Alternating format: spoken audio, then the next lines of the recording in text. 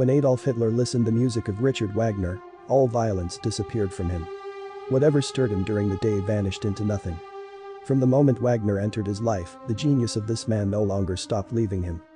In Wagner's life and work, he saw a fulfillment of his childhood desire for the sublime world of the German past. What has most strongly engraved in my memory when remembering my youthful friendship with Adolf Hitler were not his speeches nor his political ideas, but that night scene in Freinberg. There we were in the theater, witnessing how the haughty nobility subjugated the people of Rome. Then Rienzi, a simple and unknown man, appeared as the liberator of the tortured people. We witnessed the fall of Rienzi, and it moved me to tears. In silence, we both left the theater. It was already midnight. But my friend walked the streets, serious and closed in on himself, towards the heights of Freinberg. All this seemed almost disturbing to me. Never until then, nor later, did I heard Adolf Hitler speak as in this hour, when we were so alone under the stars, as if we were the only creatures in this world. It is impossible for me to reproduce exactly the words my friend said to me, as if someone else was speaking through his mouth, affecting him deeply. It was like a state of ecstasy, a state of total rapture in what he had experienced in Rienzi. Until then, I had been convinced that my friend wanted to become an artist, a painter, to be more accurate, or perhaps an architect. But at this time there was no more talk about it. It was something much higher for him that I could not fully understand. He spoke of a mission, which he would receive one day, to free our people from their servitude and take them to the heights of freedom. Then, on January 30, 1933, the news reached me that Adolf Hitler had been appointed Chancellor of the Reich. I involuntarily remembered the night hours lived in Freinberg. What the 16-year-old boy had been present in his visionary ecstasy had come true. In the end, we lost the war. When those terrible days of April 1945, ending the World War, I involuntarily remembered the final scene of Rienzi, when the Tribune disappeared into the flames of the Capitol.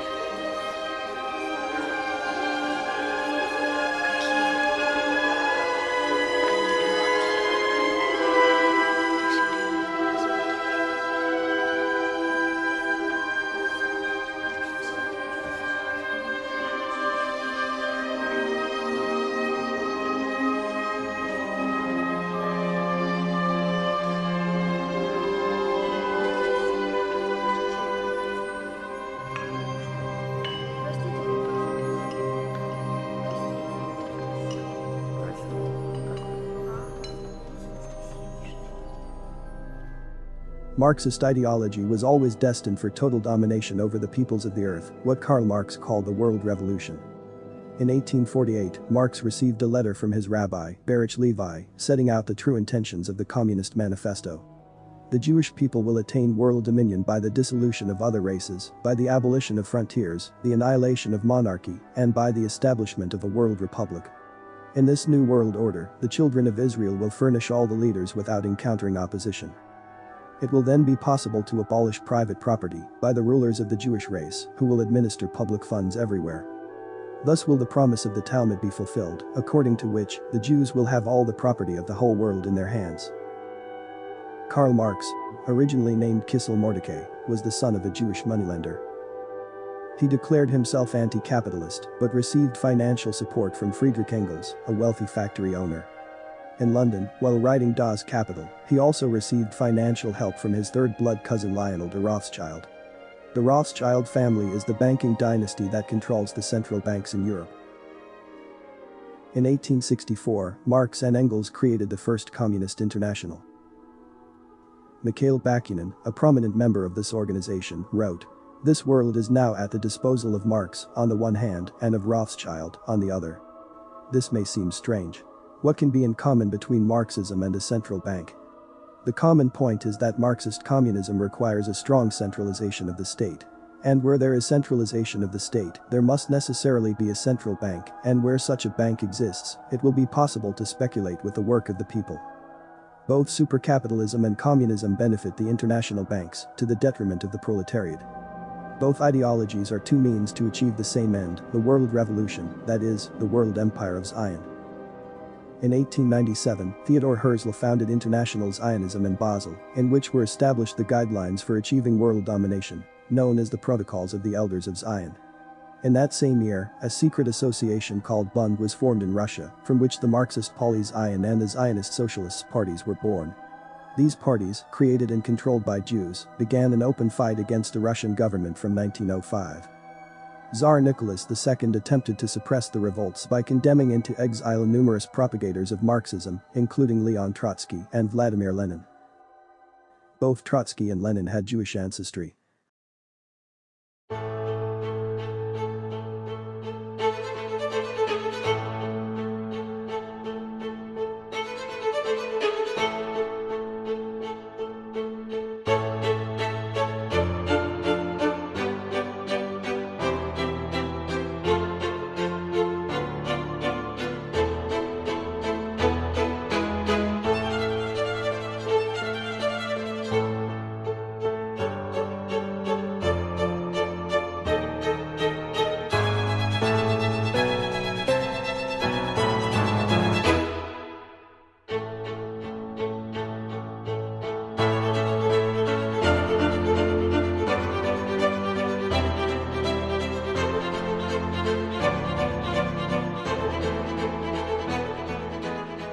In June 28, 1914, Zionism, through the Jewish Freemason Gavrilo Princip, assassinated Archduke Ferdinand, heir to the throne of Austria, thus igniting the spark of World War I.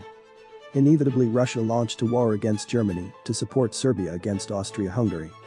According to Zionist plans, war was necessary to achieve the weakening of the Tsarist regime and thus ensure the triumph of the Bolshevik Revolution in Russia. The war was deeply unpopular, it was causing an economic crisis, people were starving, and winter made life even more unbearable. Besides, the Tsar was facing a catastrophic situation in the front. Not only the Russian army was losing everywhere, but was also falling apart. The Tsar reputation amongst the military completely collapsed. It was the Marxist revolution that was more popular. In Switzerland, Vladimir Lenin, the revolutionary leader of the Bolshevik movement, led the agitation in the rear of the Russian army. In February 1917, the streets in Petrograd were filled with protesters and revolutionaries who were calling for the overthrow of the dynasty. There was chaos in the streets, and more soldiers were joining the protesters. It was clear that the government had lost all control of public order. At the moment the military joined the Bolshevik Revolution, there was nothing that Nicholas could genuinely do to repair the political situation.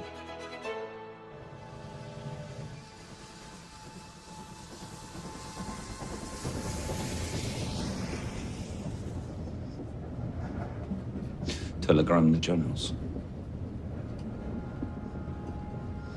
Tell them that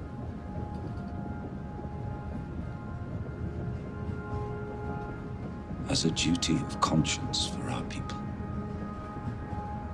I have decided to renounce the throne of the Russian Empire. Your Highness.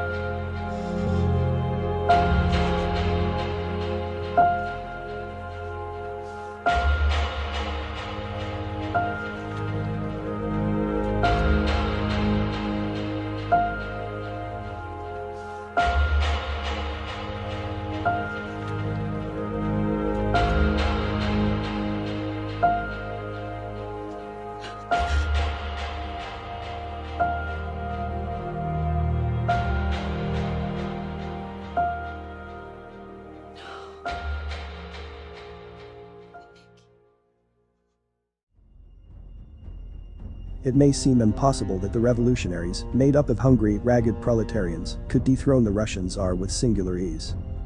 The reality was that the Bolshevik Revolution was being financed from abroad by Israelite magnates on Wall Street. American Jewish banker Jacob Schiff personally contributed $20 million to support Leon Trotsky. Jewish bankers Felix and Max Warburg, brothers of Paul Warburg, founder of the Federal Reserve, also contributed to Soviet Marxists. On March 27, 1917, Leon Trotsky left New York for Russia aboard an American ship, which had been chartered by Schiff and Warburg. Trotsky was intercepted by a unit of the British fleet and imprisoned in Nova Scotia in Canada. Then something unusual happened. He was released due to the almighty hand of the Jewish businessman Bernard Baruch, Grand Master of International Freemasonry. Baruch released Trotsky with the deliberate purpose of bringing him to Russia and establish a communist regime. In early 1917, Felix Warburg and the omnipotent Jew Walter Rathenau convinced the German Emperor William II with the argument to use the Bolsheviks to eliminate the Russian enemy from the inside out and win the war. In April, the German government sent Lenin on a train, along with $10 million to fund his revolution.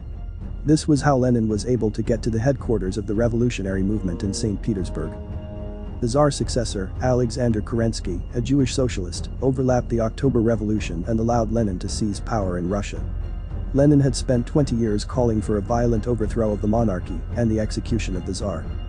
From the moment the Bolsheviks took power, the fate of the Romanov family was sealed.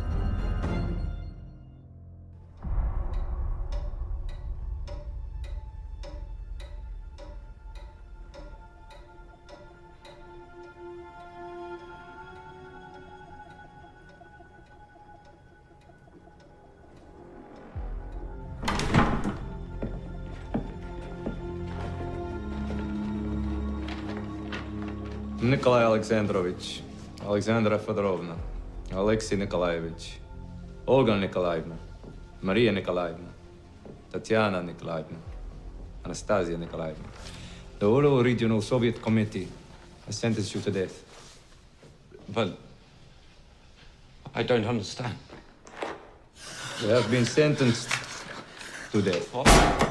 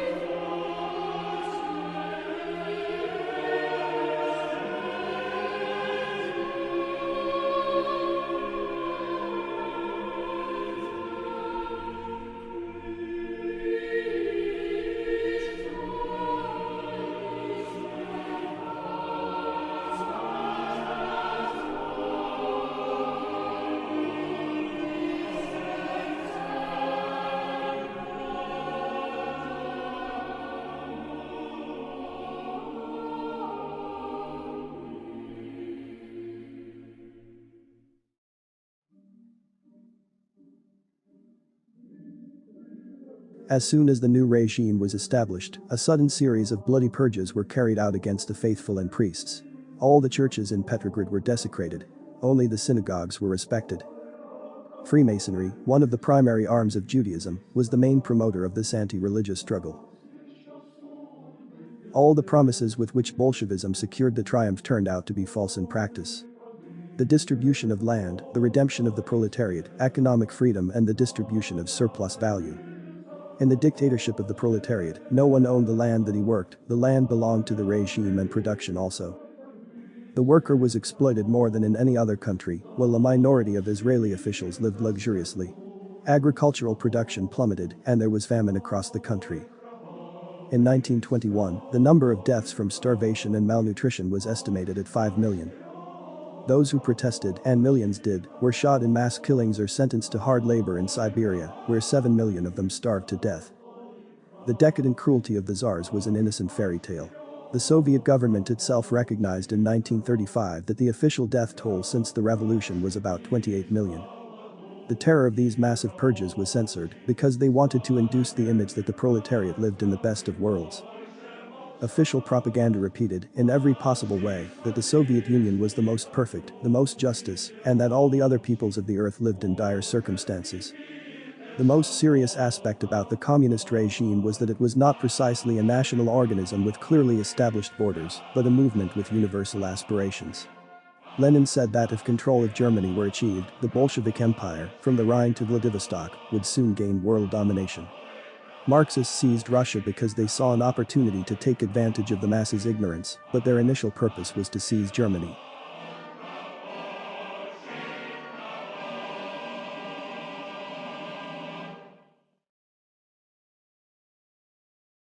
On November 11, 1918, Germany signed the armistice and effective surrender.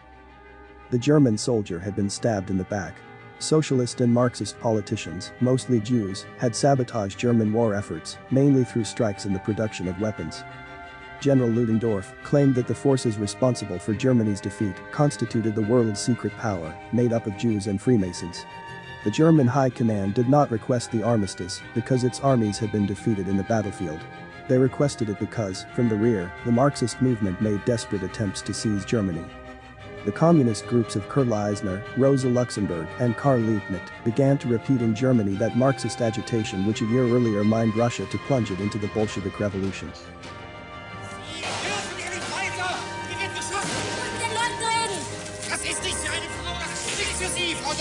Angenommen, ihr schafft es hier. Angenommen, wir halten ganz Berlin. Was passiert denn in Sachsen, in Hamburg, im Bayerischen Reich, in der Ruhr? Wie ich Sie kenne, rühren sich ein wenig. Ja, weil wir eine einheitliche Organisation gibt. Die meisten sind noch nicht so weit wie ihr. Es geht aber nur in ganz Deutschland oder gar nicht. Russland bestimmt nicht weiter. Und Lenin hat doch gesiegt. Ja, aber wir sind hier nicht in Russland. Siege werden nur durch Niederlagen erkämpft. Das haben Sie doch bestimmt. Aber Sie müssen doch nicht gleich mit eurem Leben erkämpft werden. The revolutionaries came to control Berlin in January 1919, but the army managed to quell the rebellion and executed Rosa Luxemburg and Liebknecht. Soon after, the Israeli Eisner was overthrown in bloody street fighting in Bavaria.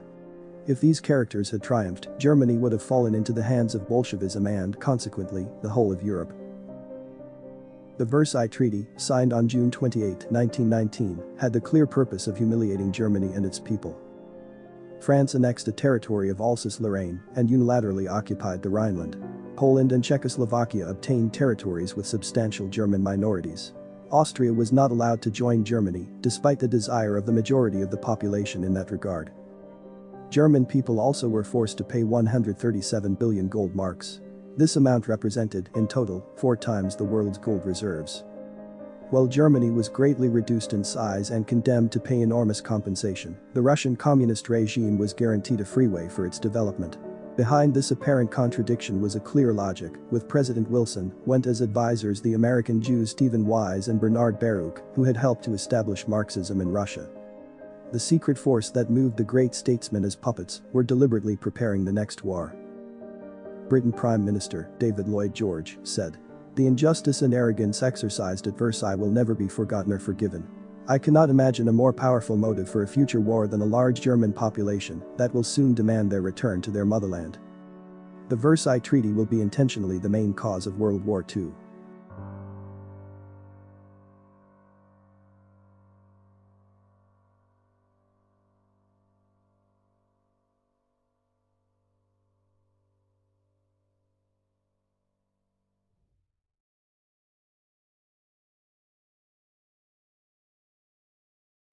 On November the 10th, the pastor of the hospital came to speak a few words to us.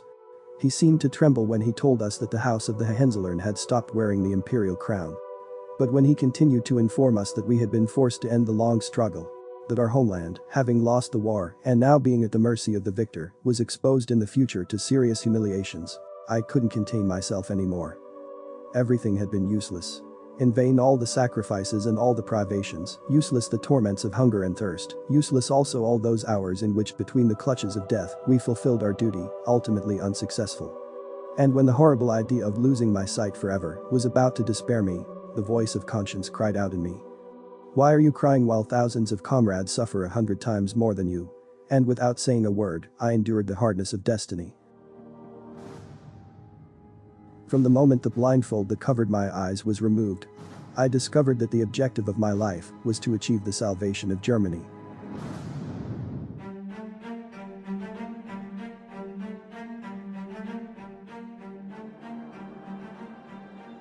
During the Weimar Republic, the German middle class was destroyed by the invoice for the repairs. Then in 1923, the country was devastated by hyperinflation, which reached hundreds of % a month. Ordinary people's savings were wiped out and, while the anger and starvation spread, the Jews took advantage of the crisis to seize as much as they could. All banks were controlled by them, as were the cinema, theaters and a large part of the press, where they introduced an intense campaign of cultural degeneration. Adolf Hitler related in those days, everything was so visibly damaging to Germanism that its purpose could only be deliberate. A secret occultist group known as the Thule Society fervently believed that Freemasonry, communism, and above all, the Jews, were concerned to destroy Germany and all other cultures from within, by infiltration and corruption, in order to achieve world domination. One of its members, Dietrich Eckart, a renowned German poet and mystic, claimed that a voice revealed to him that he would be in charge for sponsoring and promoting a common German soldier, predestined to save the German people. In early 1919, Eckart and Thule Society occultists formed a fledgling political group, the German Workers' Party. Germany as a whole is dead. It has nothing left in its heart. There are riots on the streets. There is no Germany left to fight for. Germany must break apart. It is only through this that we can survive. No Germany. Yes, there's nothing left to fight for. There's nothing left to fight for, are the famous last words of every turncoat in the history of warfare. Clearly you have stopped fighting. But we are still fighting Germany's great war. Our war, for what we deserve. A united Germany. A strong, proud Germany. Germany is a sleeping giant. And once we rid our nation of the spineless frauds among us, and alongside the criminals of Versailles, we will once again know greatness. When Eckart met Hitler, he immediately felt that he had encountered the prophesied savior. He knew Hitler was a man capable of reverse the unfair conditions of the Versailles Treaty and redeem the German people. In a sense, Eckart became Hitler's mentor. He helped him perfect his already excellent oratory and together refined the theories and beliefs of the movement. Hitler consecrated the swastika as the official emblem of the party, the symbol of the fight for the victory of the Aryan race. And the movement was rebranded as the National Socialist Workers' Party. Hitler was always regarded as a charismatic leader, able to hypnotize any audience with his powerful oratory. His popularity made him stand out in the group, and he was promoted to the head of propaganda.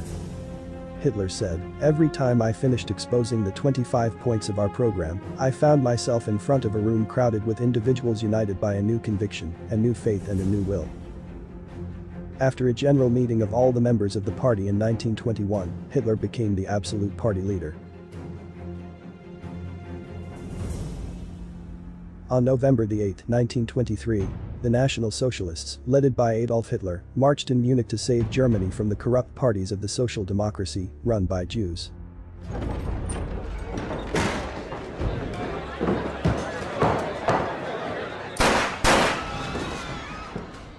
Germany is dead! And you have conspired to kill her. You have crushed her with your incompetence. You have bled her with your corruption. You have profaned her by consorting with the degenerate peoples. No more! The revolution has begun!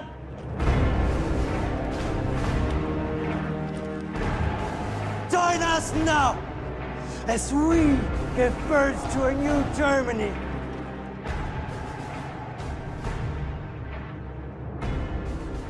Hey!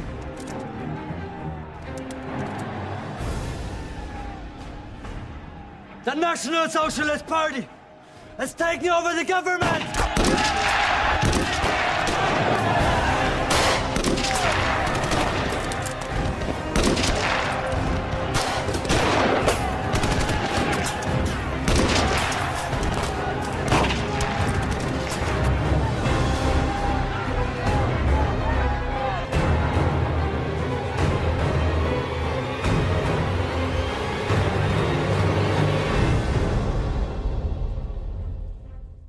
Hitler's attempt to seize power was a failure, and he was arrested and charged with treason. After being sentenced to 5 years in prison, Hitler created a manifesto, Mein Kampf, where he exposed the theory of Lebensraum, the expansion of German living space to the east, by fighting communism, with the clear intention of saving Europe from the Marxist revolution, promoted by international Judaism. What we must fight for is to safeguard the existence and the reproduction of our race and our people.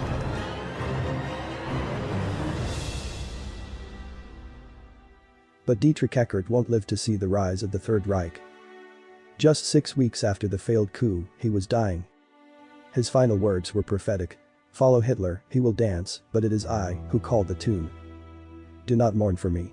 I have initiated him into the secret doctrine. I shall have influenced history more than any German. Hitler had him in such great esteem that he dedicated the second volume of Mein Kampf to Eckart. And it is said that Hitler's eyes invariably moistened whenever he spoke of his mentor. In January 1924, Vladimir Lenin died of paralysis, creating a power vacuum in Russia. Joseph Stalin quickly maneuvered to consolidate himself as a dictator by exiling Trotsky. Stalin did not take long to subdue the free peoples of Georgia, Azerbaijan and Armenia by force. Once again, the facts corroborated Hitler's words. Marxism was a political doctrine with a global ambition. After only a year, Adolf Hitler was released on parole and resumed the leadership of the party. He had learned the lesson from the aborted coup. From now on, he avoided violence and presented himself as a respectable citizen. These new tactics held a big promise for the future. In 3 years, he succeeded in organizing the National Socialists into a proper, disciplined political party. In October 1929, the New York Stock Exchange suffered the most catastrophic crash ever seen, and the economic depression swept across the world. In Germany, unemployment suddenly figured up 6 million. Germans were desperate, and Hitler gave them hope for salvation. By 1931, Hitler's audience numbered hundreds of thousands. Hitler's speeches had some unique power. He was passionate and angry, channeling all the discontent, and the crowds responded fervently. In the 1932 elections, the National Socialists became the largest party in Germany's parliament, the Reichstag. Hitler's dream was finally between his grasp. On January 30, 1933, after an indisputable triumph at the ballot box, President Hindenburg made Hitler Chancellor of the Reich. People shouted jubilantly, in a manifestation of dimensions never seen before. It was as if the German people transcended the dark fatality that for 14 years overwhelmed the nation. Der Kampf gegen den Marxismus wurde damals zum ersten Mal zu einem Kampfziel erhoben. Damals gelobte ich mir zum ersten Mal, als unbekannter Eiserner diesen Krieg zu beginnen und nicht zu ruhen, bis endlich diese Erscheinung aus dem deutschen Leben beseitigt sein würde. Eine Inflation hat dann unser Volk noch erdulden müssen, die Millionen Menschen um ihre Spargroschen beraubte. Alles angestiftet und alles gemacht und alles verantwortet von den Männern des Novembers 1918.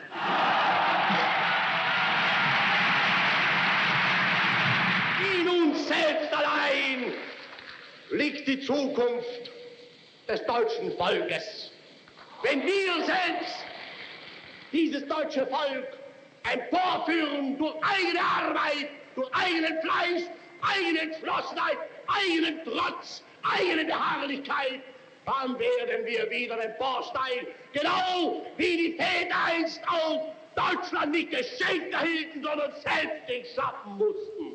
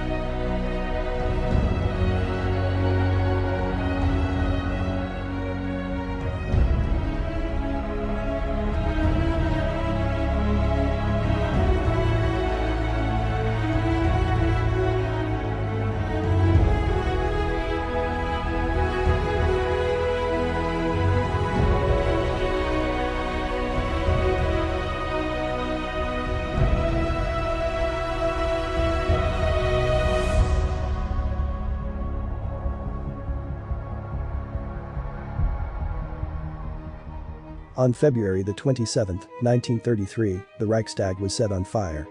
Hitler blamed the communists and used the deed to end Marxism in Germany. 6,000 Marxist officials were arrested, whereupon the Communist and Social Democratic parties were immediately disarticulated.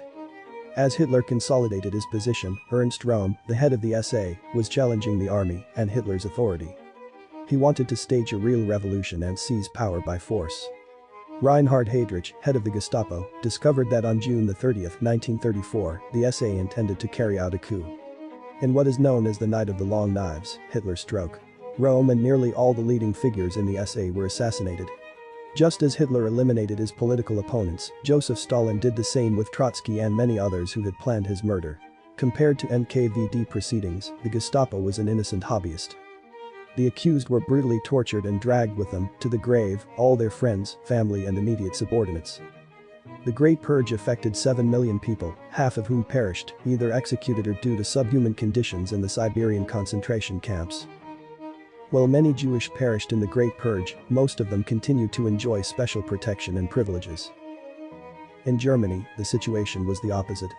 Hitler abolished the two main instruments of Judaism, Marxism and Freemasonry, and, in 1935, promulgated the Nuremberg Laws, which prohibited the Jews accessing some political office and citizenship rights. World propaganda presented these measures as eccentric and bestial anti-Semitism, but without ever mentioning the true political motives. In 1933, 2 years before the Nuremberg Laws were enacted, Chaim Weizmann, president of the World Zionist Organization, had declared a boycott against Germany on behalf of the world's Jews. Samuel Untermyer said in the New York Times on August 7, 1933, "Let the Jews of the world declare the holy war against Germany." Hitler was in the best disposition that the Jews who lived in Germany emigrated to other countries. In 1933, Hitler accepted the Havara Agreement with Zionist organizations to facilitate the emigration of German Jews to Palestine. In a meeting with German diplomat von Ribbentrop, Hitler mentioned to him, "The Jew must leave Europe or there will be no possible agreement between the Europeans. The Jew is the one who entangles everything. When I think of them, I realize that I am extraordinarily human." Der Völkerstreit oder Hass untereinander, wird gepflegt von ganz bestimmten Interessenten. Es ist eine kleine, wurzellose, internationale Clique, die die Völker gegeneinander hetzt, die nicht will, dass sie zur Ruhe kommen. Es sind das die Menschen, die überall und nirgends zu Hause sind, die nirgends einen Boden haben, auf dem sie gewachsen sind, sondern die heute in Berlin leben, morgen genauso gut in Brüssel sein können, übermorgen in Paris oder mit in Prag oder in Wien oder in London und die sich überall zu Hause fühlen. Es sind die einzigen, die wirklich als internationale Elemente anzusprechen sind, weil sie überall ihre Geschäfte betätigen können. Aber das Volk kann ihnen ja nicht nachfolgen. Das Volk ist ja gekettet an seinen Boden, ist ja gekettet an seine Heimat, ist ja gebunden an die Lebensmöglichkeiten seines Staates. der Nation.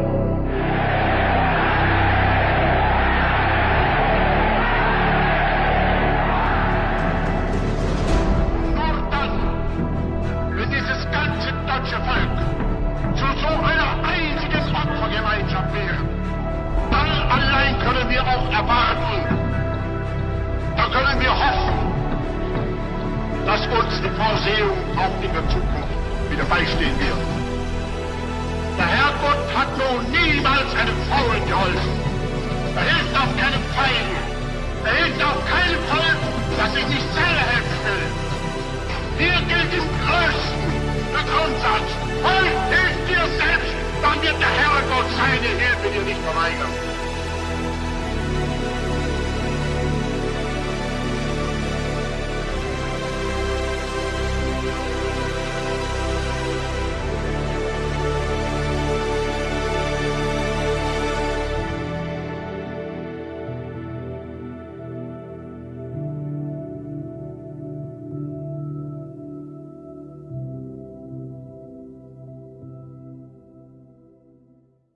On August 2, 1934, President Hindenburg died on his bed.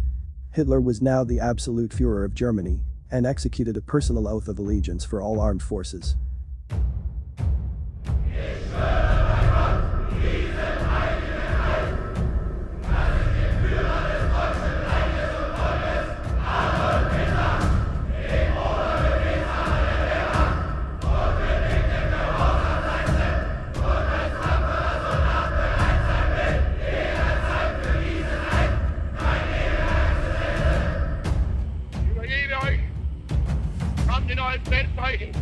In der Überzeugung, dass ich sie in die treuesten Hände gebe, die es in Deutschland gibt.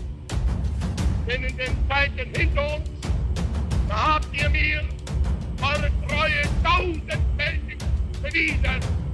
Und in der Zeit vor uns kann es nicht anders sein und es wird auch nicht anders sein.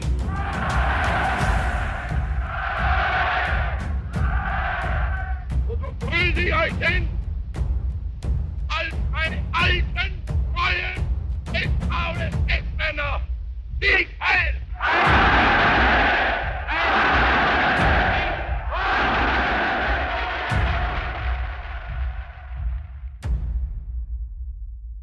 In 1933, Dr. Goebbels decided to purge German literature of all that was Marxist, Jewish, Bolshevik and un-German. Germany's students and stormtroopers burned books related to Marxism and Sigmund Freud, creator of pansexual psychoanalysis. Diese mitternächtige Stunde den Ungeist der Vergangenheit den Flammen anzuvertrauen. The National Socialists think of themselves as the preservers of all that was great on Germany's past. Hitler said that the new Germany should be a harmonious communion between the Athenians' taste for beauty and the cult of strength and racial purity of the Spartans. In Berlin, hundreds of paintings and statues reiterated the message that all Germans formed a great family united by blood and soil. In this way, ideology brought social classes closer to the common good, liquidating the harmful Marxist concept of class struggle. Diese gewaltige soziale Arbeit, sie ist mehr als ein Almosen. Denn wir sagen nicht den Reichen, gebt ihr den Armen, sondern wir sagen, deutsches Volk, hilft dir selbst. Jeder soll helfen, ob arm oder reich. Jeder soll sich denken, es gibt noch einen, der ärmer ist als ich und dem will ich helfen als Volksgenosse.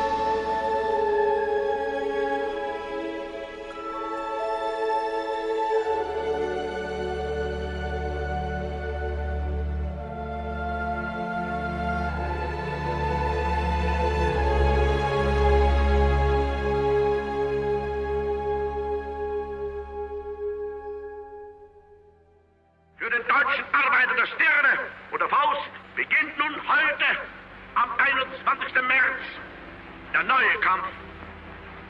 An die Spitze möchte ich wieder stellen die Forderung des vergangenen Jahres. Kampf gegen die Arbeitslosigkeit. Schafft Arbeit und damit Brot und Leben. In the first years of the regime, the Führer concentrated on rebuilding Germany. In the National Socialist economy, the first was the people, and capital existed only as a means of obtaining the general welfare. The highest moral law of National Socialism was the common good before the individual good.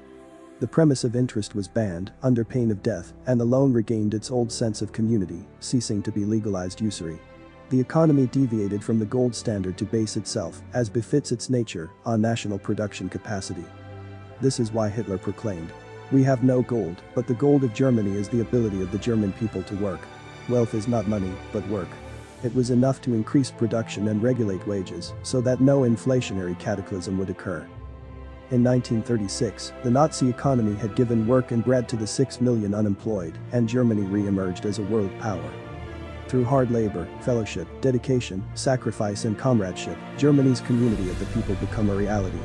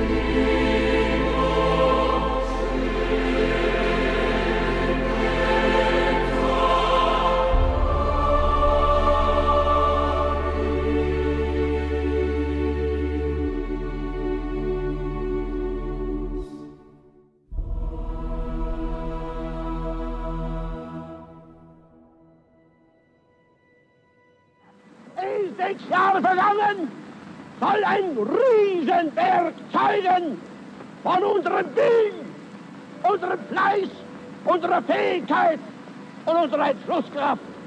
Deutsche Arbeiter, an das Werk!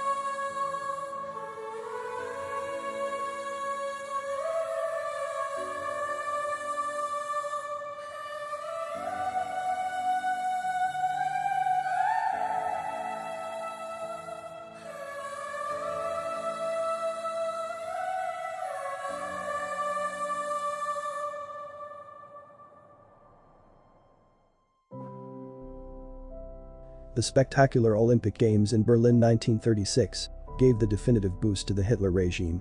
Now Hitler could direct his attention into foreign politics. In January 1935, the territory of the Saarland, which had been German before 1918, returned to the Reich. Shortly afterwards, Hitler broke the Treaty of Versailles by introducing conscription and began to rearm Germany. On March 17, 1936, he risked another step forward by sending his troops into the Rhineland, which had been demilitarized at Versailles. Without a single shot fired, Hitler's military claimed back what was rightfully Germany's. For the peace of Europe, Hitler promised never to ask for the return of Alsace and Lorraine, provinces that were taken from the Reich and annexed to France. However, Zionism, through international Marxism, sent the international brigades to fight for the Spanish communism, represented by the Republicans. The fall of Spain was to serve to excite France against Germany. This would end up provoking a war that, if on the one hand, would free Stalin's greatest fear, the Wehrmacht, on the other, it would open the way to the Marxist revolution in Europe. The determined aid of Germany and Italy consolidated the victory of anti-communist rebellion led by General Francisco Franco. Although the defeat prevented the full realization of the Bolshevik plans, the primary objective, to open an insurmountable chasm between the Western democracies and Nazism, had been largely achieved. Germany was now a nation united by one symbol and one man. Everything Hitler had done and will do had only one aim: to restore the nation to greatness, to serve and to glorify the German people. An entire nation, an entire race, were hypnotized by his figure. Because he represented all of them, he spoke for them all.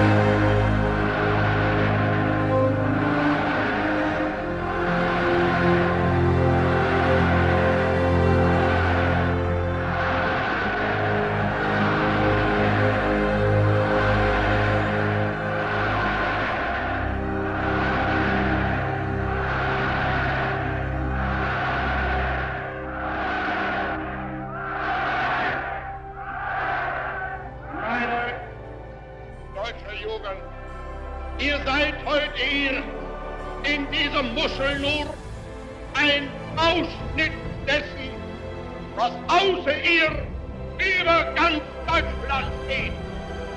Und wir möchten nun, dass ihr, deutsche Jungen und deutsche Mädchen, in euch all das aufnehmen, was wir dereinst von Deutschland haben. Wir wollen ein Volk sein. Und ihr, meine Jugend, soll dieses Volk werden. Wir wollen einst keine Klassen und Stände mehr sehen. Und ihr dürft in euch schon nicht das Brot mehr lassen. Wir wollen einst ein Reich sehen. Und ihr müsst euch schon dafür erziehen. Wir wollen, dass dieses Volk einst nicht verweichlicht wird, sondern dass es hart sein kann. Und ihr müsst euch in der Jugend dafür stehlen. Und ich weiß, das kann nicht anders sein. Denn ihr seid Fleisch von unserem Fleisch und Blut, von unserem Blut. Und in euren jungen Stirn brennt dasselbe Geist der Unherr.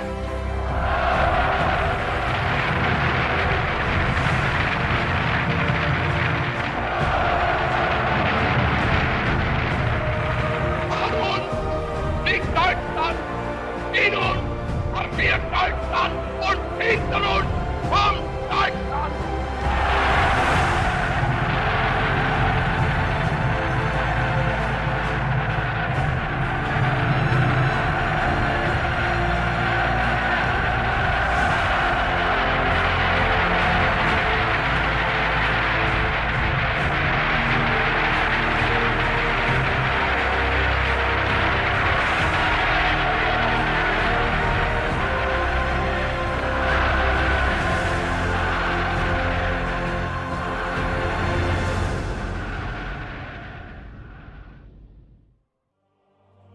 Adolf Hitler had great political ambitions, and the greatest, he said, was Anschluss, the total union of Austria with Germany. Wehrmacht troops crossed the Austrian border on March 12, 1938. Not a single act of passive resistance, let alone a single shot, opposed a peaceful occupation. The joy, on the other hand, was indescribable. Visibly moved, Hitler entered Vienna. The international press presented the event as an invasion, describing Austria as a subjugated country, while overlapping the violent expansion of the Soviet Union on Kazakhstan, Uzbekistan, Turkmenia, Takikia and Kyrgyzia. Between those countries, there were no ties of blood, religion or customs. The Anschluss, on the other hand, represented the old longing of the entire German people, and homage was being paid to the man who achieved the unification. Hitler would describe that day as the happiest of his entire life.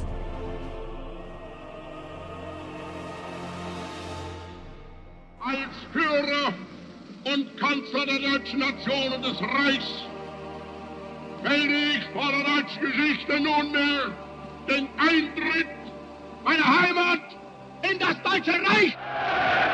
Sieg heil!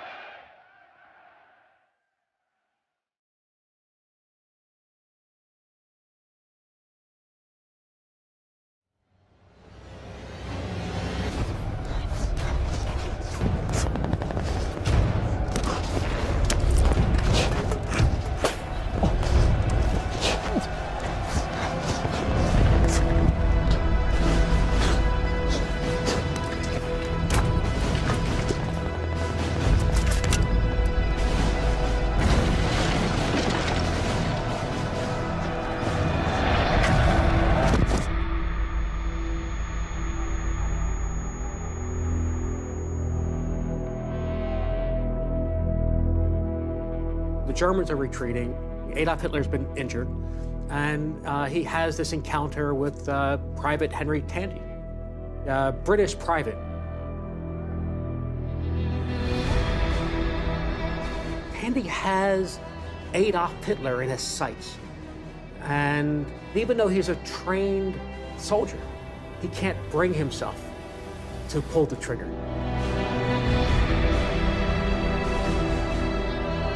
Tandy had pulled the trigger, Adolf Hitler would have died on the battlefields in World War I, and the whole course of human history would have been changed. It's one of the great what-ifs in history.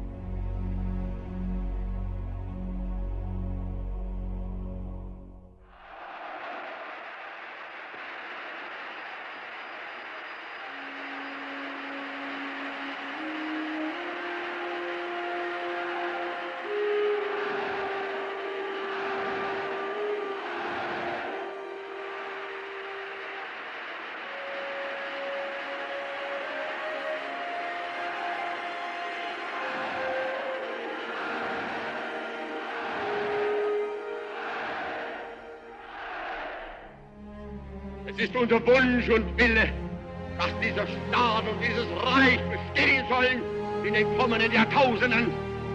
Wir können glücklich sein zu wissen, dass diese Zukunft restlos uns gehört.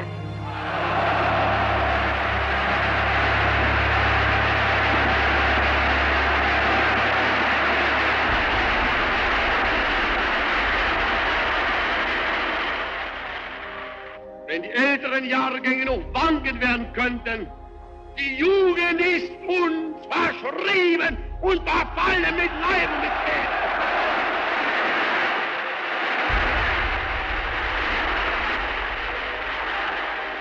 Denn die Idee und die Bewegung sind Lebensausdruck unseres Volkes und damit ein Symbol des Ewigen. Es lebe die nationalsozialistische Bewegung! Es lebe Deutschland!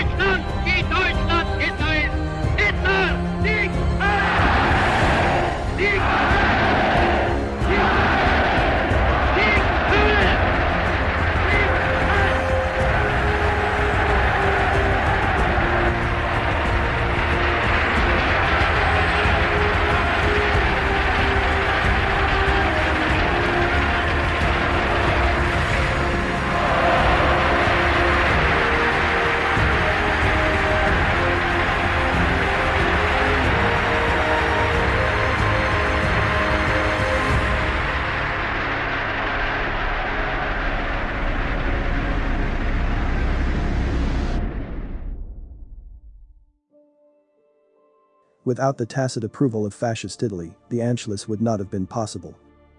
Benito Mussolini had sacrificed his old friendship with Austria for the sake of a new alliance with Adolf Hitler. And Hitler was grateful. Hitler had worked hard to win favor with Italy's dictator. The personal bond between the two was strengthened during visits to each other's country. Hitler always admired Mussolini and used to say that he was the greatest statesman in the last 1,000 years.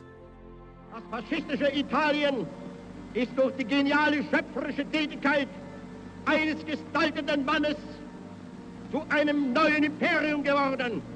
Sie, Benito Mussolini, werden in diesen Tagen mit eigenen Augen aber die Tatsache am nationalsozialistischen Staat festgestellt haben. Auch Deutschland ist in seiner volklichen Haltung und seiner militärischen Stärke wieder eine Weltmacht.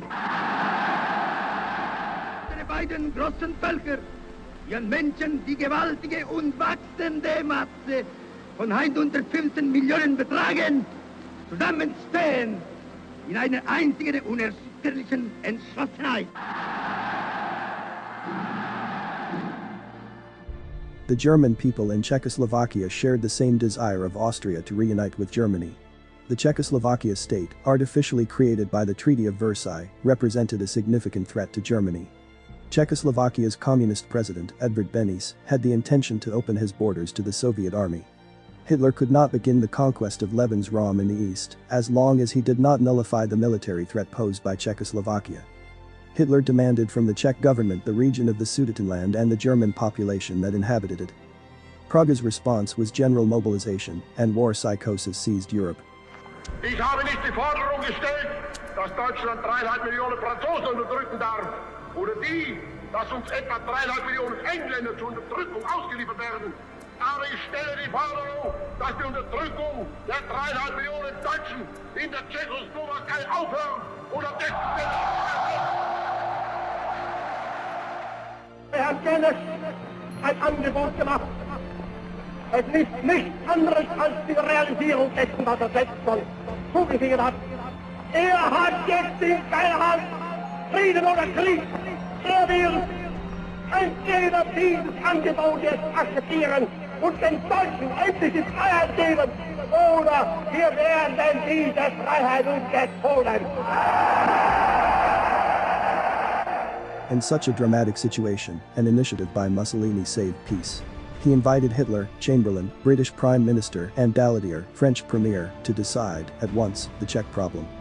This resulted in the Munich Agreement on September 30th. Hitler and Chamberlain came to the consideration that the Sudetenland should be incorporated into the Reich as a guarantee of the maintenance of peace in Europe. Besides, a British-German agreement was concluded, assuring England of its maritime hegemony. Hitler intended to demonstrate his will to make a definitive peace with England before moving toward Soviet Russia. Chamberlain was possibly the last prime minister who genuinely saw the interests of his homeland. Upon his return to London, he was greeted with indescribable glee. This was the authentic expression of the British people who sought peace. This morning, I had another talk with the German Chancellor, Herr Hitler. And here is the paper which bears his name upon it as well as mine. German troops marched into the Sudetenland and they were welcome as liberators. For 20 years the Germans had lived as a minority, a situation dictated by the terms of the Treaty of Versailles. They may have been Czech citizens, but Germany was where their hearts lay. On March 15, 1939, Hitler marched his army past the Sudetenland borders into Prague, the hearth of Czechoslovakia. There was no resistance, and the nation became a German protectorate.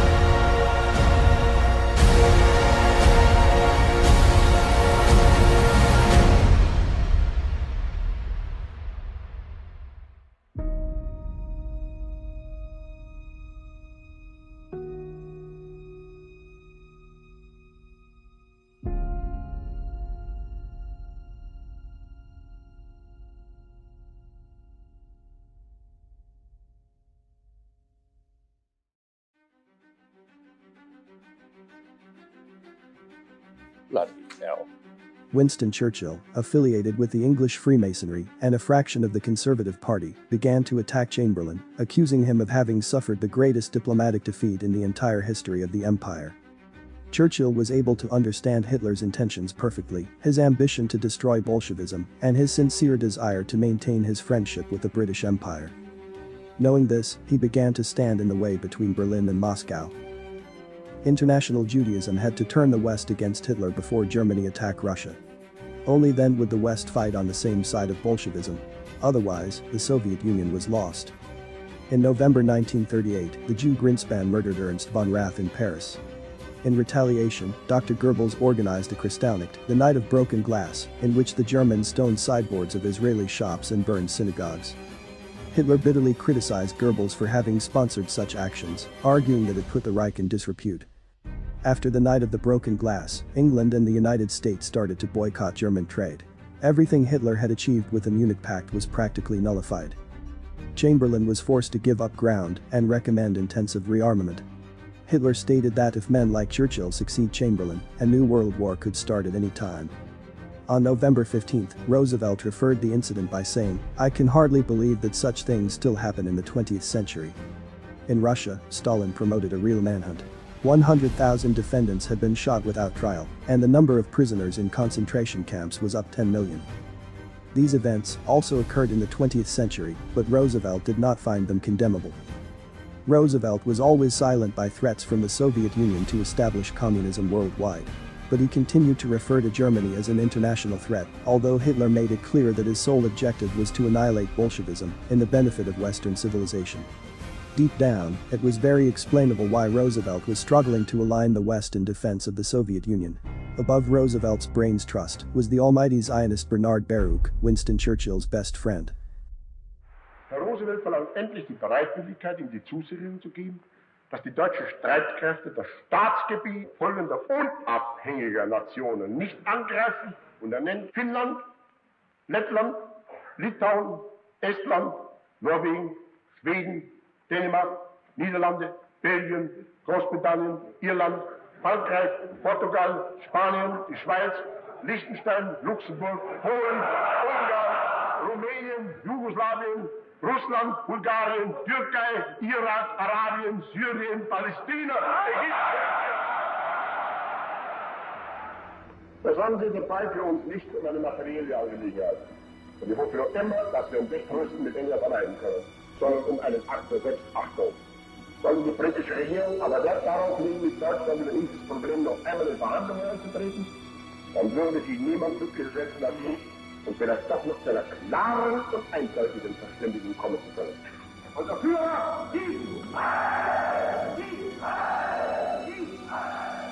Hitler was demanding the return of Danzig, a city populated mostly by Germans, and free access to East Prussia across the corridor. In exchange, he offered to forget the German territories that in 1919 had been annexed to Poland. Furthermore, it guaranteed the Poles free access to the Baltic. Poland was initially prepared to accept German requests. But under the protection of the Anglo-French guarantee, the Polish government not only opposed the requests, but also agitated a bloody persecution of German minorities. The provocation of these events broke any possibility of a Polish-German settlement. In August 1939, Britain and France guaranteed to fight if Poland was attacked. This promise was immoral because it was impossible to keep it. The Allies were pushing Poland into war, knowing that they could not save it. Stalin knew that Poland was the last obstacle that stood in the way of the Wehrmacht against Bolshevism. Consequently, he offered Hitler a non-aggression pact to delay the German attack as much as possible. Hitler took this strange change with suspicion. The offer was obviously misleading, but he mistakenly thought that a pact with his ideological enemy could, for the moment, dissuade England and France from going to war. On August 23, 1939, Ribbentrop and Molotov signed a non-aggression pact. But Hitler gained nothing out of it. Instead, he lost the support of the anti-communist sectors of France and England and inevitably came into conflict with the Western powers. On August 30, Hitler made a final conciliation proposal with Poland. However, the Bromberg massacre, where more than 10,000 innocent Germans were tortured and killed, made a peaceful understanding impossible. Es sind Dinge, die ich als Soldat des Weltkrieges, der ich nur im Westen gekämpft habe, nie kennenzulernen Gelegenheit hatte. Tausende von niedergemetzelten Volksdeutschen, physisch abgeschlachteten Frauen, Mädchen und Kindern. Es ist mir nicht bekannt geworden, dass irgendeiner unserer demokratischen Staatsmänner es der Mühe wert gefunden hat, gegen diese Barbareien zu protestieren. Tausende werden verschleppt, misshandelt, in der grausamsten Weise getötet.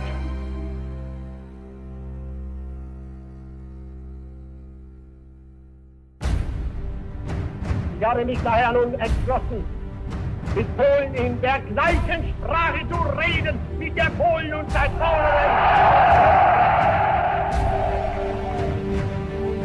Nationalsozialist und als deutscher Soldat gehe ich in diesen Kampf mit einem starken Herzen ein. Mein ganzes Leben war nichts anderes als ein einziger Kampf für mein Volk, für seine Wiederauferstehung für Deutschland.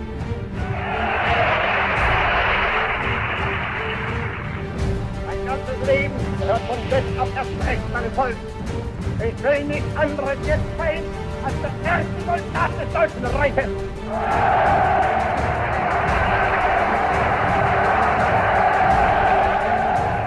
Ein Wort habe ich nie kennengelernt. Es heißt Kapitulation.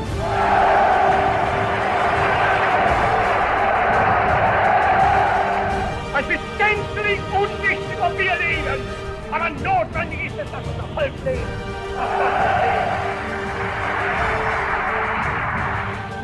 Deutschland, Sicherheit!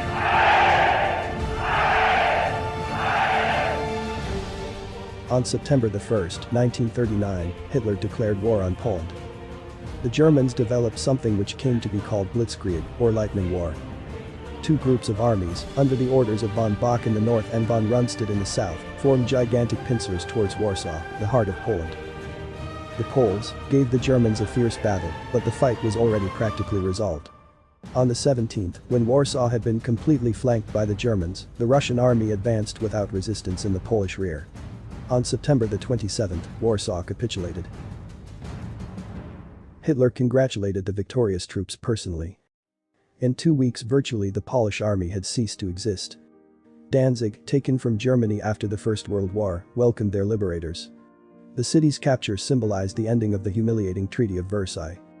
Poland had believed the promises of the English and French governments, but never received military support from its allies. On September the 3rd, England and France had declared war on Germany under the excuse that they were defending Poland. But when Stalin attacked the defeated Poles from behind and took half of their country from them, silence fell over the West. According to the Western democracy's point of view, only Germany was the aggressor and not the Soviet Union. If there was no longer any Poland to protect, why did England and France persist in their warlike intentions against the Reich? Even supposing that London and Paris had felt threatened, they should have prepared for war, but never declared it. In 1939 the Kriegsmarine represented less than 10% of the English Navy. And even a child knows that without a powerful navy, it is virtually impossible to invade Britain.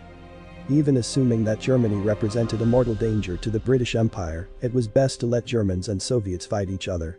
At the end of the war, the British could compel the battered victor to respect their interests. Why was England fighting this time for Bolshevism, an ideology against a Western civilization? Wasn't it logical to stay out of the conflict? The answer is that Churchill and all the members of the English cabinet, the vast majority Freemasons, were linked to Judaism. And with England, France was dragged through Masonic ties.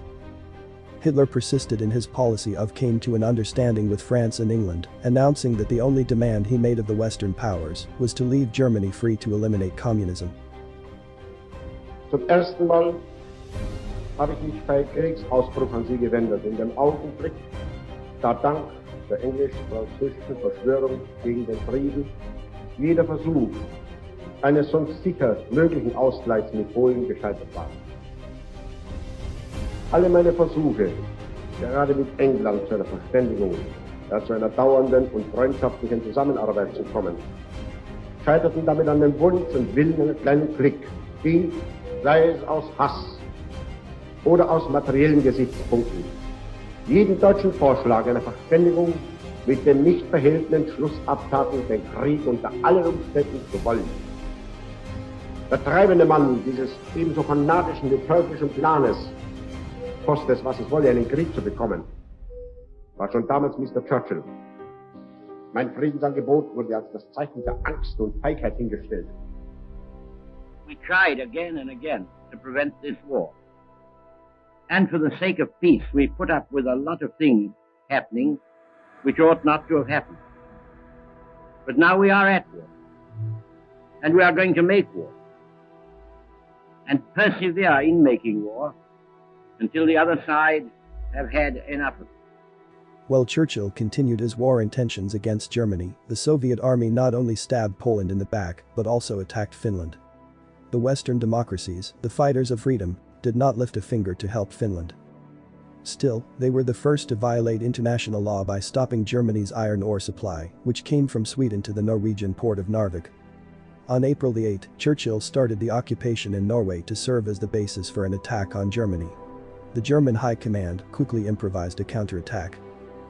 In the early morning hours of April 9, a small German fleet of just 9,000 men approached the Norwegian ports of Kristiansand, Stavanger, Bergen, Trondheim and Narvik. In coordination with the naval operation, the Luftwaffe took over most of the Norwegian airfields. This risky and decisive action gave the Germans victory. After a week of fighting, the Allied forces were smashed and their remains were shipped back to England. As the troops disembarked, an angry parliament assembled to discuss the disaster. Chamberlain was deliberately blamed for this failure and was forced to resign on May 10. Churchill became the new prime minister. Despite the success in Norway, Hitler's military situation at the time was almost hopeless. He was engaged in a war he did not want against the West, while the deadly threat from the East persisted. Furthermore, the officers of the general staff became skeptical and fearful of the improbable success of the campaign against France. Hitler was the only one who believed victory possible. His hope was to repeat the blitzkrieg he carried out in Poland, although in this case, he was going to face the French army, 3 times more powerful.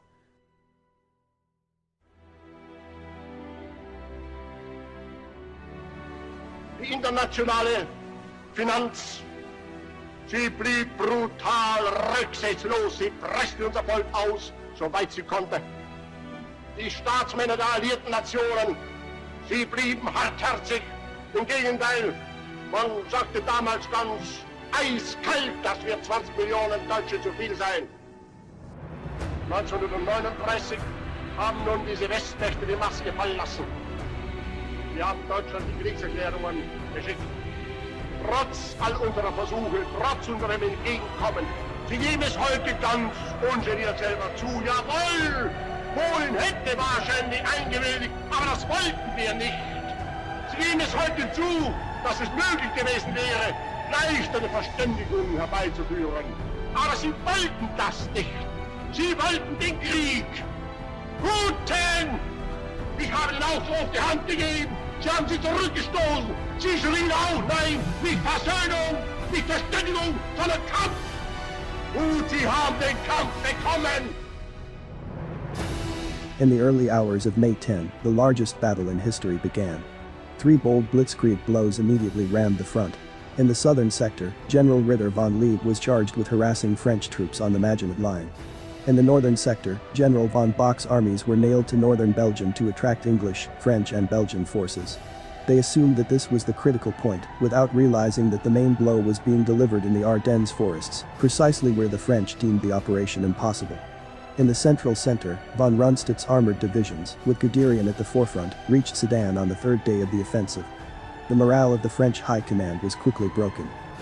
In this gigantic battle of envelopment, known as the Battle of Flanders, the best French formations, the English Expeditionary Corps and the Belgian army, were surrounded by a gigantic canvas. The Allied troops had no other escape than by sea, in the port of Dunkirk. It was there that one of the most spectacular events of the war occurred. On May the 22nd, Hitler ordered the panzer divisions to halt their advance behind the Dunkirk Canal, to give British troops time to re-embark. Guderian couldn't believe it.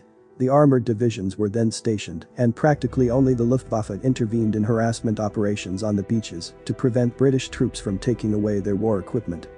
If Guderian armored divisions had been used, not a single English soldier could have made it out alive from the coasts of France. It was Hitler who allowed the Dunkirk miracle. He saved British soldiers when there were nothing and no one to save them. Hitler wanted to demonstrate his intentions to make peace with England, but his proposal was rejected. Without England's help, France's defeat was inevitable. After 3 days of fighting, the panzers were passing almost effortlessly through the heartland of France. By the 14th, the surrender of Paris was official. It had taken the Wehrmacht just 5 weeks to humble their historic foe. Hitler described it as the greatest German victory ever. Und dann wollten sie nun schlauer und noch schneller machen im Westen. Holland und Belgien. Und das führte zur Auslösung der Offensive, der wieder viele, gerade unserer älteren Männer, mit banger Sorge entgegensahen. Ich weiß ganz genau, was viele damals dachten. Wir haben den Westkrieg erlebt. Wir haben damals alle die Kämpfe um Flandern erlebt, die Kämpfe um Artois, wir haben erlebt die Kämpfe um Verdun. Und sie lebten alle unter der Vorstellung, hier ist eine Maschenolinie, wie soll das gezwungen werden? Was wird das vor allem für Blut kosten? Was wird das für Opfer kosten? Und wie langsam geht das vielleicht? Und in 6 Wochen hat dieser Weltkrieg ebenfalls beendet. On the afternoon of June the 21st, 1940, Hitler arrived in the forest of Compiègne. When the French delegation entered the carriage, the same in which the 1918 armistice had been signed, Hitler could really relish the peak of his career. Long ago, when entering politics, he had sworn never to rest until the shame of November 1918 had been wiped out. Now, he had obliterated the humiliation from the First World War. The dream of his lifetime, he said, had been fulfilled.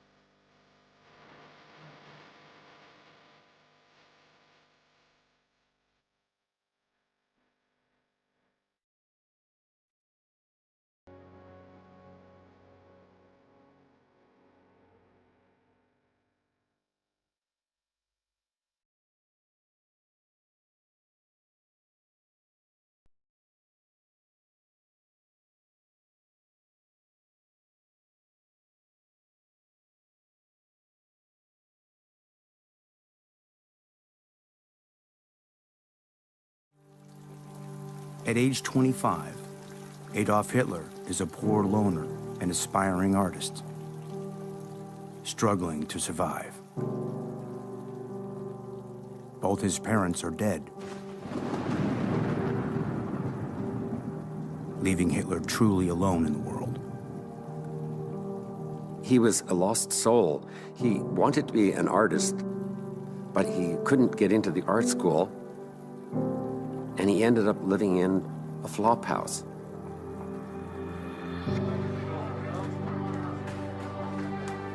Left without any means of support, his only way to make money is selling paintings around town for next to nothing.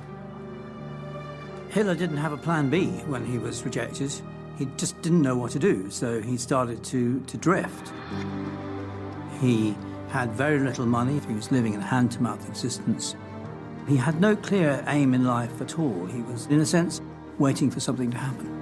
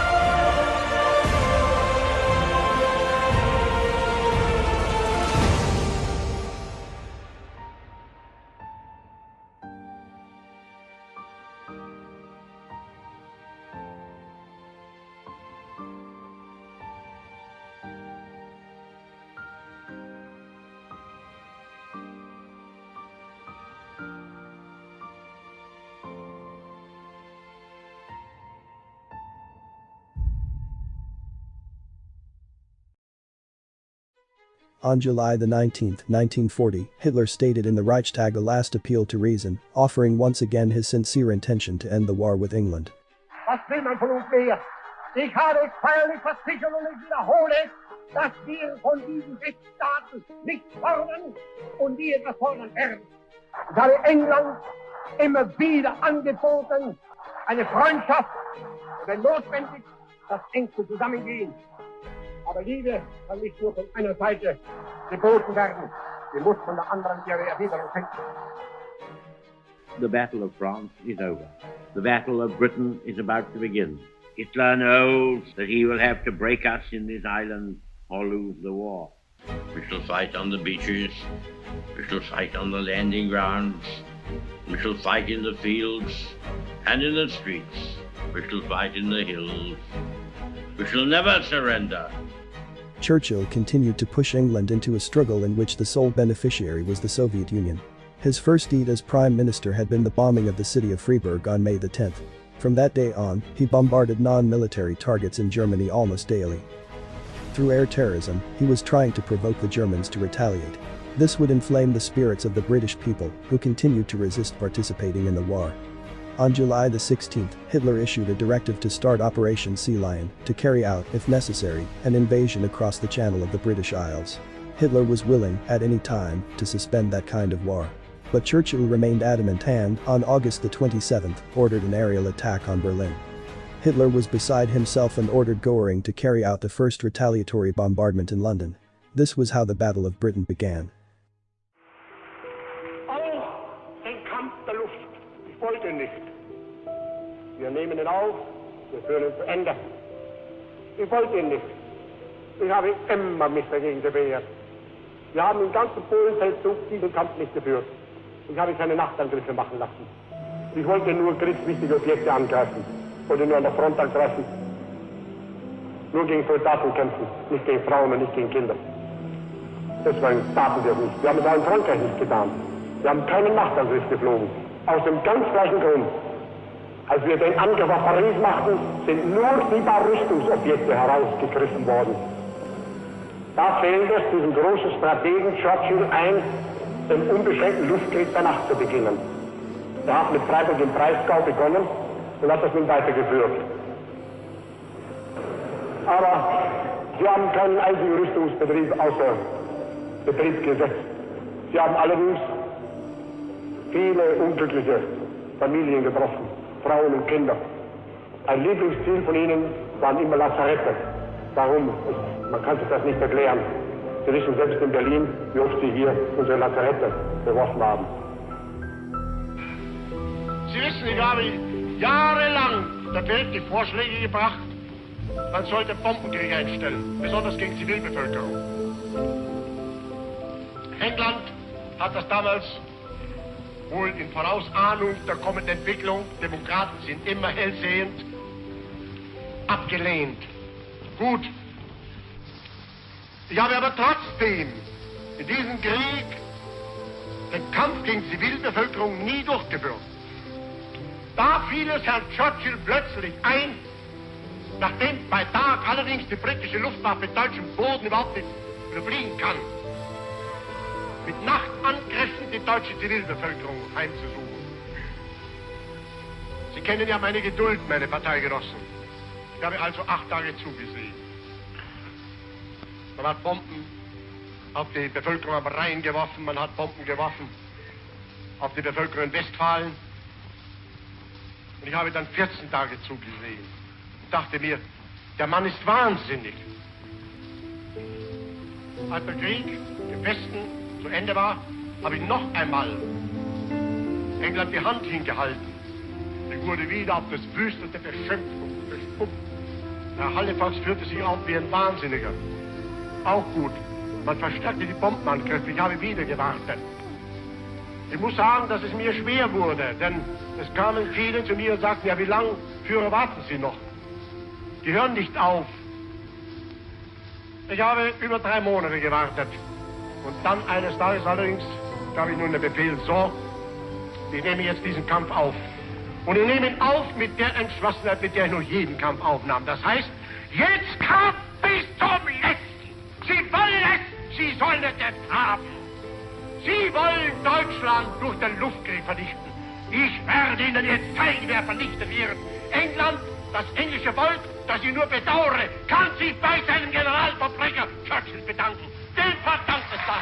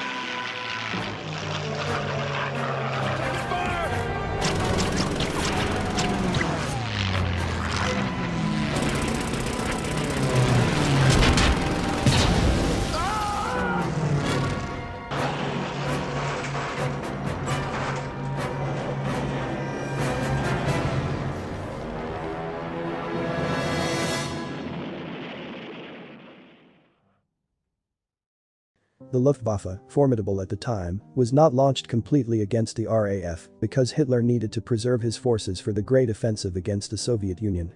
Hitler knew very well that if Churchill was still presenting combat, it was because an ace had to be hidden up his sleeve. Russia would attack Germany from behind as soon as Hitler invaded England. He postponed Operation Sea Lion indefinitely on September the 17th to finally turn his attention on Russia. While Hitler was occupied with the Battle of Britain, Stalin seized his chance to grab Estonia, Latvia and Lithuania. This was contrary to the Nazi-Soviet agreement, according to which Germany and Russia pledged to respect the Baltic states. Besides, on June the 26th, Stalin invaded the north part of Romania, known as Bessarabia, uncomfortably close to the Romanian oil wells, Germany's only oil supply, vital for his tanks and planes. With the attack on Romania, the Russian-German treaty was practically annulled. From that moment, the confrontation was inevitable. On September the 27th, Germany signed an alliance with Italy and Japan. The Axis powers, opposed to Bolshevism, had officially been formed.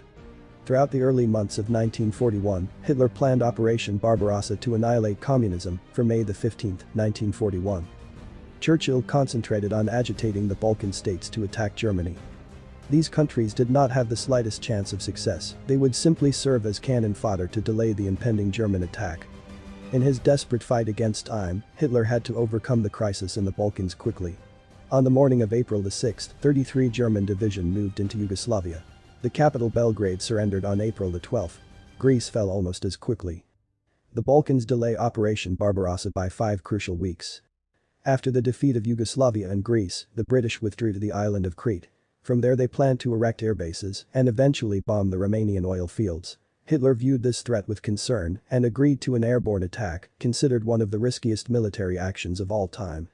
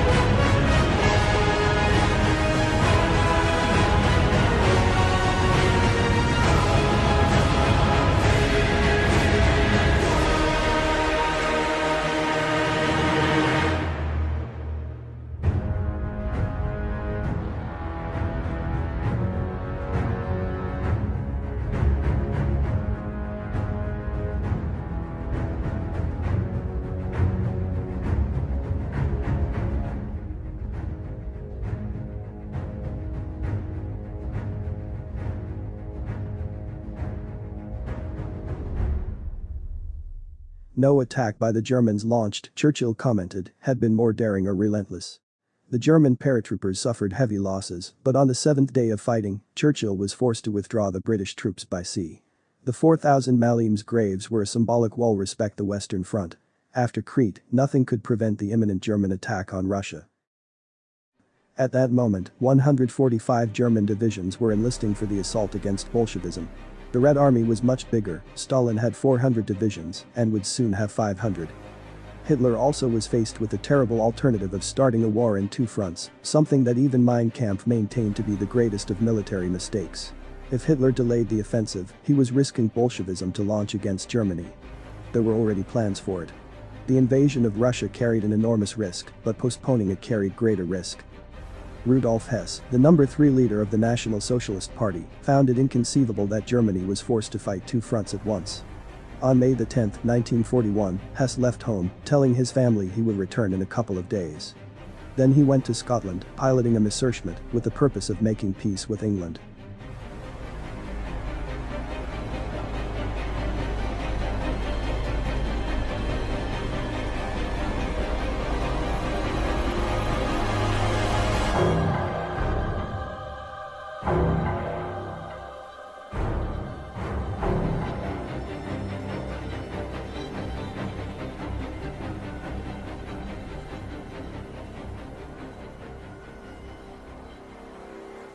Hess was planning to meet with the Duke of Hamilton, a former friend of his, trusting that it would help him secure an interview with King George VI. But he would not achieve his purpose. The Duke of Hamilton denounced him to Churchill, and Rudolf Hess was immediately taken prisoner, to be subsequently held on the Tower of London until the end of the war. If Hess' mission of peace had been successful, millions of lives would have been spared, and the course of history would have been totally different.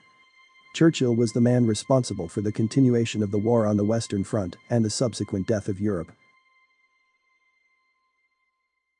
On June 21st, tanks, armed vehicles and trucks moved to jumping-off positions. That night, German officers summoned their men to read a proclamation from Adolf Hitler to his troops. Die heutige Generation, sie trägt Deutschlands Schicksal, Deutschlands Zukunft oder Deutschlands Untergang. Wenden sich unsere Herzen, unserem deutschen Volk zu, seiner Zukunft. Wir wollen dienen, für sie wollen wir kämpfen, wenn notwendig fallen, niemals kapitulieren. Deutschland, Sieg heil!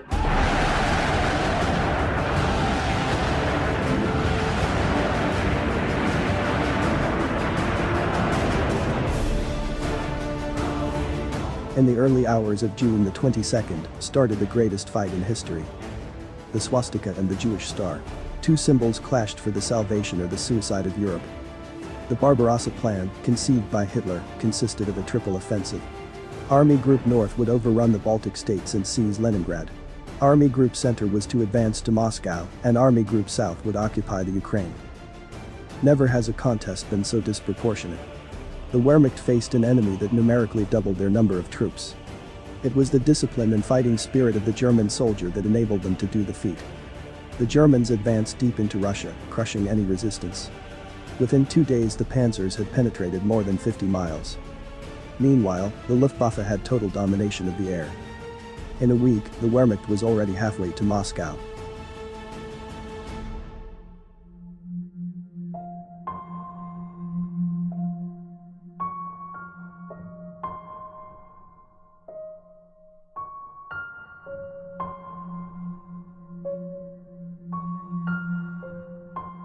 Often the Germans found themselves welcomed as liberators. The people even offered their collaboration in the struggle against Bolshevism. But their offer was not accepted due to the mistrust of the German high command, thus wasting the deep discontent of the large Russian masses against the Bolshevik regime. On July, the German blitzkrieg slashed deeper into the Soviet territory, and over 300,000 Red Army troops were surrounded west of Minsk. Operation Barbarossa was working like clockwork. On July 22nd, the Panzer-Pincer movement met to be east of Smolensk, trapping another 310,000 Soviet troops. Moscow was only 200 miles away. It seemed certain it would fall by the end of the summer as planned. Von Monat zu Monat mehr wurde schon im Jahr 1940 mehr Kenntnis gewonnen, dass die Pläne der Männer im Kreml bewusst auf die Beherrschung und damit Vernichtung ganz Europas hinzielten. Im Sommer 1941 glaubte man den günstigsten Moment des Losschlagens zu sehen. Nun sollte ein neuer Mongolensturm über Europa wegbrausen. Trotz aller Einsicht in die Notwendigkeit, unter keinen Umständen dem Gegner die Möglichkeit zu bieten, den ersten Stoß in unser Herz tun zu können. Wenn die Vorsehung es so gewollt hat, dass dem deutschen Volk dieser Kampf nicht erspart werden kann, dann will ich ihr dafür dankbar sein, dass sie mich mit der Führung eines historischen Ringes betraute, das für die nächsten 500 oder 1000 Jahre nicht nur unsere deutsche Geschichte, sondern die Geschichte Europas, ja der ganzen Welt entscheidend gestalten wird.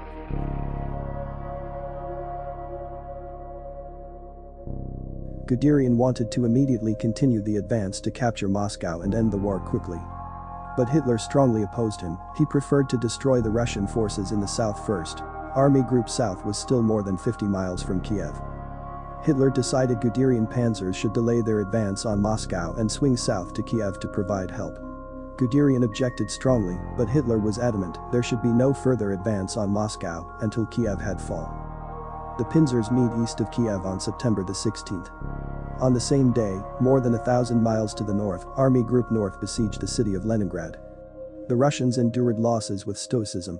Their lives had been so hard under Bolshevism that death was seen as a release to their misery. On September 26, the Kiev annihilation battle ended. The Germans' panzers took prisoners at Kiev 750,000 Russians.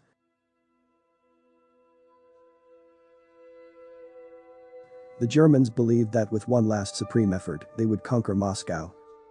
However, on October the 8th, heavy rain settled. German vehicles soon became bogged down in a sea of mud. A half hour of rain was enough to turn the Ukrainian roads into deep swamps. There was nothing to do except wait until the frost hardened the mud on the roads. With the arrival of winter, the ghost of the Napoleonic defeat also appeared. The German tanks advanced with great difficulties in a last effort to assault Moscow. On November the 26th, temperatures were down to -40 degrees Celsius. Oil solidified on the tanks, and many soldiers were severely frostbitten. They had no winter shoes, no equipment whatsoever to fight or stand the cold. General Winter had come to the rescue of the Red Army.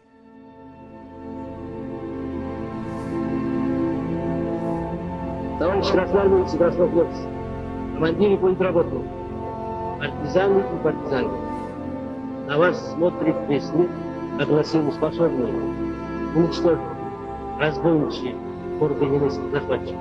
На вас смотрят все народы Европы. Великая освободительная миссия выпала на вашу голову. Будьте же достойны этой миссии. Вы ведете войну за полный разгром немецких захватчиков, смерть немецким оккупантам. Да здравствует наша славная Родина, ее свобода, ее независимость. Под знаменем Ленина вперед к победе!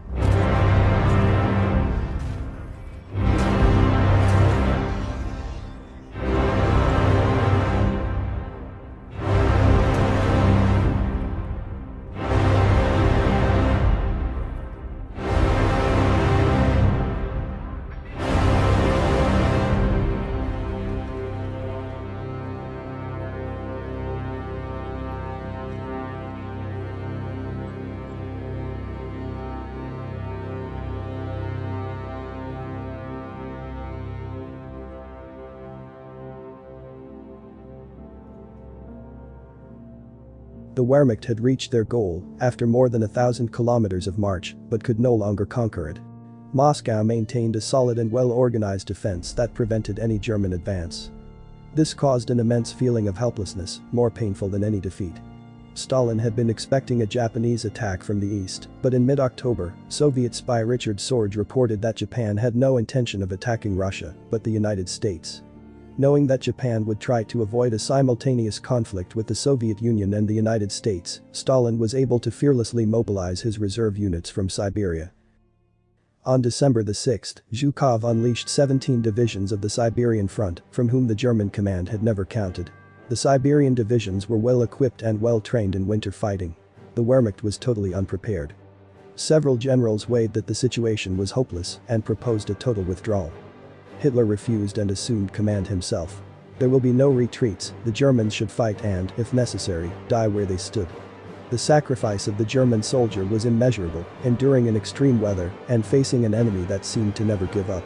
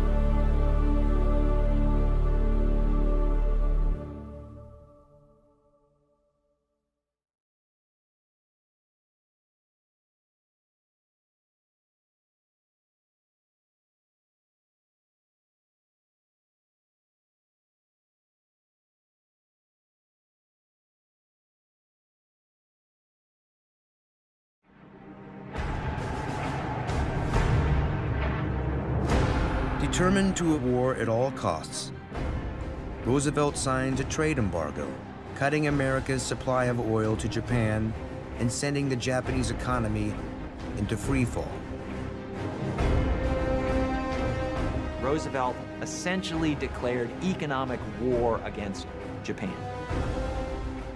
In Tokyo, newly appointed Prime Minister Hideki Tojo knows the oil embargo threatens to put an end to Japan's imperial ambitions. If he's going to continue to expand the Japanese empire, Tojo has to act quickly.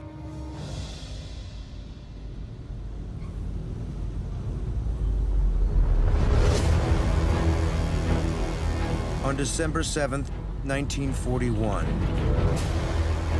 the Japanese military launches a massive preemptive strike,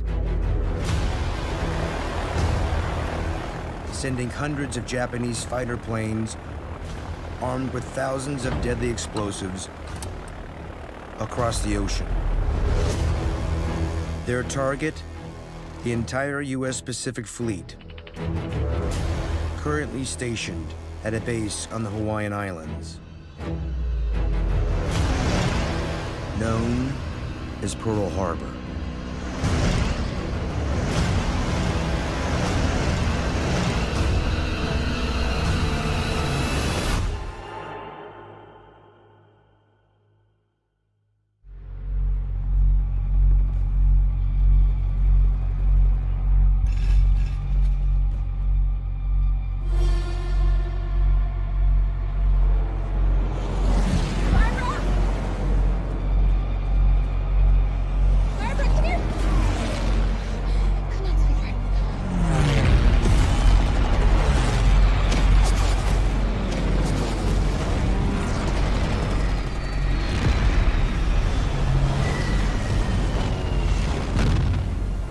Yesterday, December 7th, 1941, a date which will live in infamy.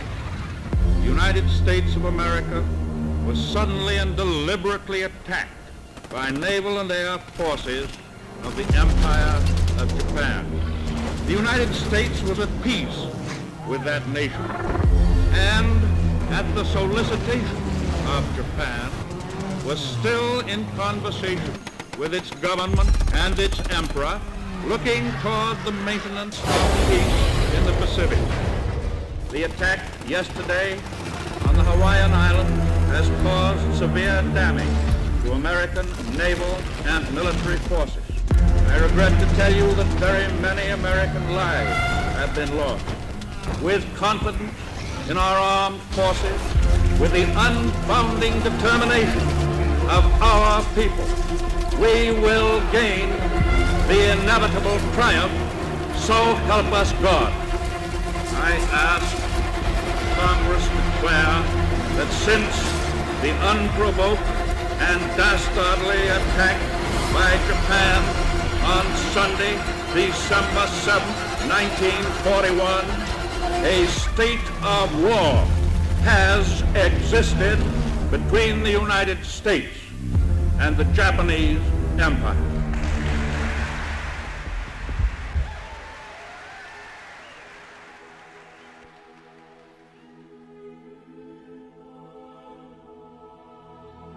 If on December 7, 1941, the Japanese had attacked Russia instead of Pearl Harbor, the Kremlin would not have been able to launch their winter counteroffensive. In Siberia, the Japanese effort would have been coordinated with the Wehrmacht, and this would have been the end of the world communist threat.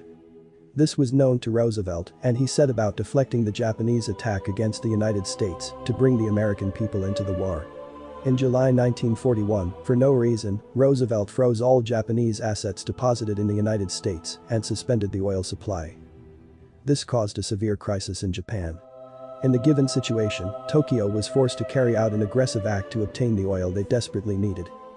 The Pacific Relations Institute, a subsidiary of Rockefeller's Council on Foreign Relations, employed the famous spy, Richard Sorge, to make the Japanese to abandon their planned attack on Russia and pounce it on Pearl Harbor.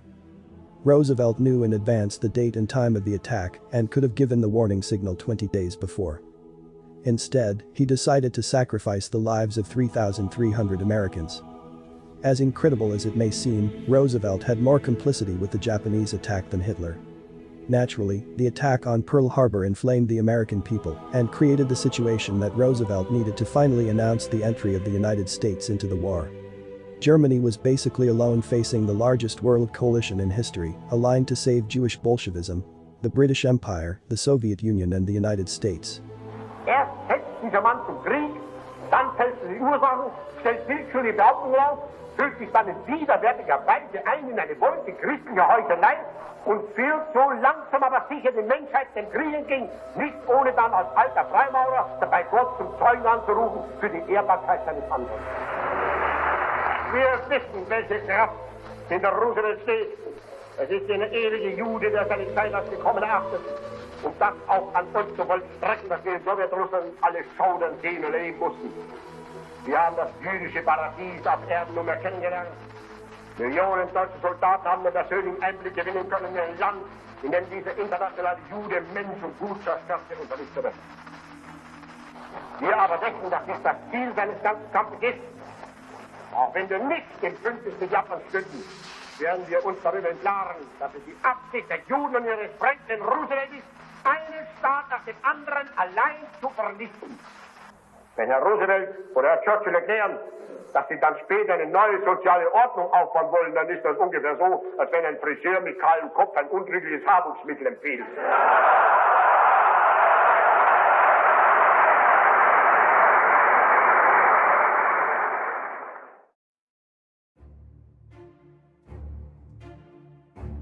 Hitler had no luck with his allies. With the entry of Italy, the North African front was opened, where English and Italian colonies were adjoined. The least Hitler could hope for was that Mussolini would attend to his one front alone, but Italy's weak offensive fell apart and British troops conquered all of East Africa. Hitler feared that Mussolini's fragile morale would collapse, and he sent General Erwin Rommel in command of 3 armored divisions. Rommel was in evident numerical inferiority, but for him, the soldiers should not count but weigh. On March the 31st, the Afrika Korps took the English 8th Army by surprise. It was an overwhelming defeat. Except for Tobruk, the British lost all the land they had recently taken from the Italians.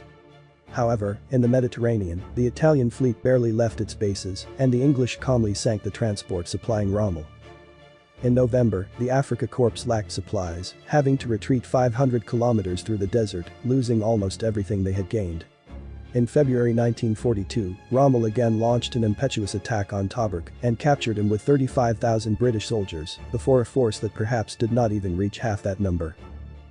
Rommel immediately continued the offensive to the Egyptian border. The Afrika Korps lived off the loot they captured, the fuel, the food, and the vehicles they snatched from the enemy. Trailing the reserves of the 8th Army, the Germans reached El Alamein on June the 30th. Despite the triumphs in North Africa, from the rear, an infiltration group was stabbing the German armies in the back. The former chief of the General Staff, General Ludwig Beck, the head of the German Military Intelligence Service, Admiral Wilhelm Canaris, and the Minister of the Economy, Hjalmar Schacht, were in charge of the 3 most powerful conspiracy groups. Behind all of them, Dr. Gortler, who was able to make contact with President Roosevelt and Churchill. It is possible that crypto-Jews formed the core of the infiltration. Hence their fanatical adherence to Marxism. Admiral Canaris was of Jewish descent and his real name was Moses Meyerbeer.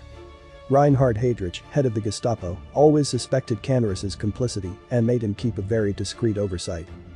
Also very carefully, Canaris spied on Heydrich through his infiltrators in the Gestapo. By the end of May, Heydrich had gathered enough data to finally unmask Canaris, but precisely in those days, he ended up suffering an attack on the way to Prague. An sich ist Heydrich ein unglücklicher Mensch. Wo hinkommt, Ordnung zu schaffen, wird gehasst. In Deutschland, in Norwegen, in Holland und jetzt auch in Prag. In einem besetzten Land einen derartigen Hass hervorzurufen, ist zumindest unvorsichtig. Unvorsichtig und lebensgefährlich für ihn. General.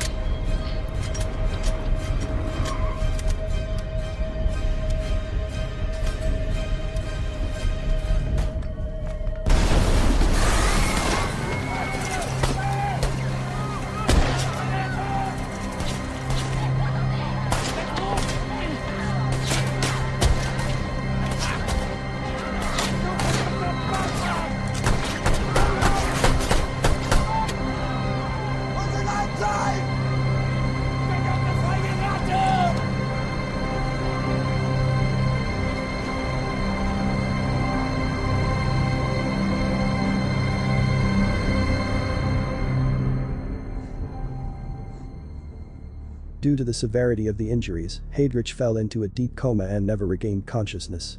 He died on June the 4th. His death represented the salvation of Canaris and the impending infiltrators. Hitler attended his funeral visibly moved, as if he sensed the severe consequences of the loss he had just suffered.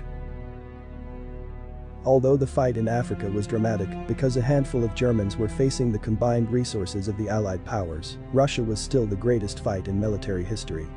In May, the German offensive overrun the Kerch Peninsula, and 2 months later, Sebastopol resistance finally failed, giving the Wehrmacht complete control of the Crimea. Further north, the offensive on Kharkov ended, leaving the Germans in a perfect position to strike against Stalingrad, where they would have a base from which to launch a flanking attack on Moscow. Stalingrad's capture represented the strangulation of the Soviet Union, since it linked Moscow to the Caucasus, where more than 3/4 of Russian oil was produced. By the end of August, the Wehrmacht have captured the oil fields and reached the northern Caucasus.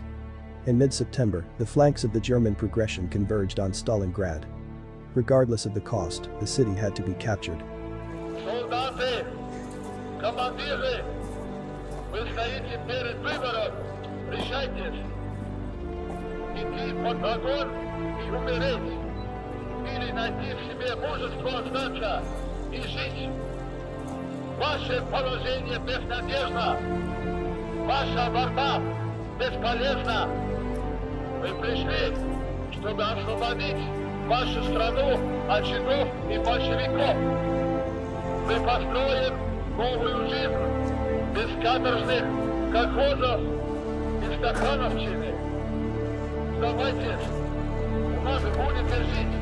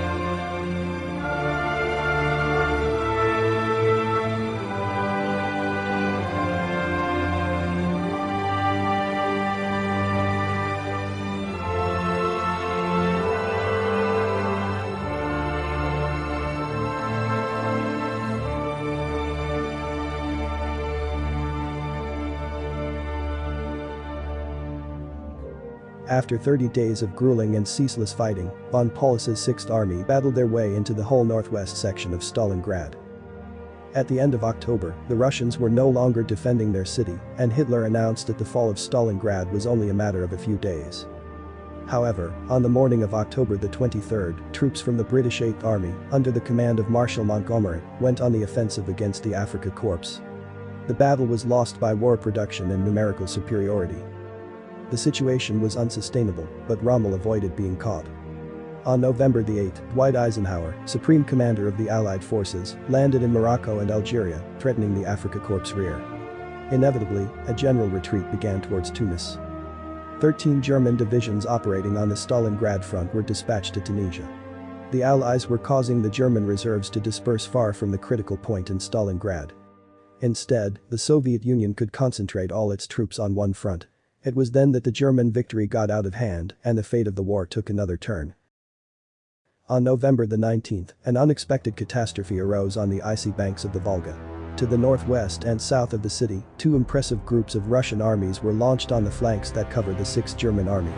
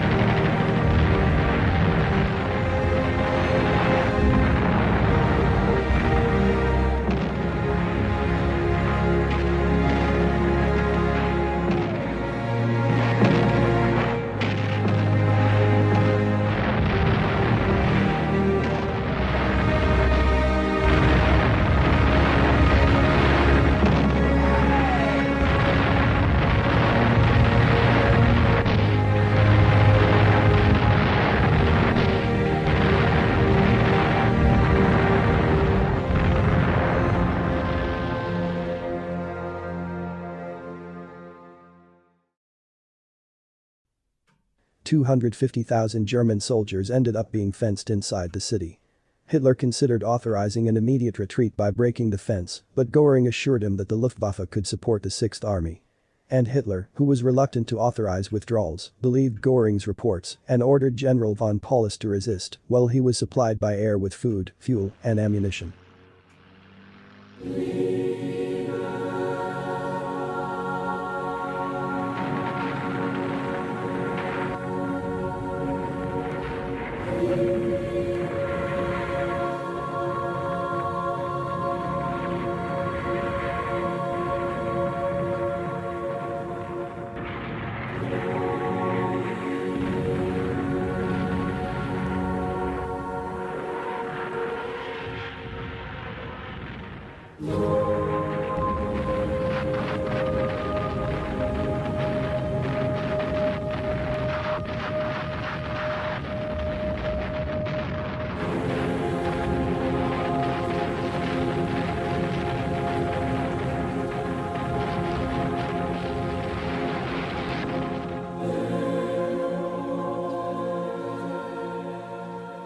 Marshal Göring could not keep the bold promise he had made.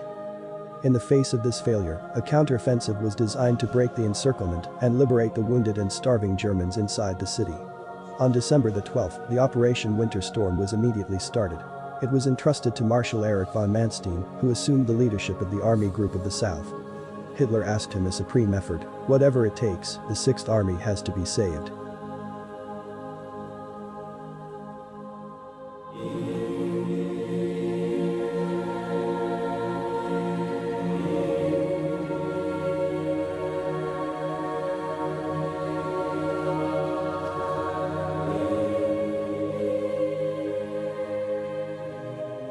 The decimated German army was receiving increasingly powerful attacks from the enemy, and the rescue was permanently frustrated. The 6th Army continued fighting until the last cartridge, even knowing that for them there was no longer salvation. If the resistance in Stalingrad collapsed, the Soviet troops would launch like a hurricane over the Caucasus, and an unprecedented catastrophe would occur. The skeletal soldiers died of hunger and lack of heat.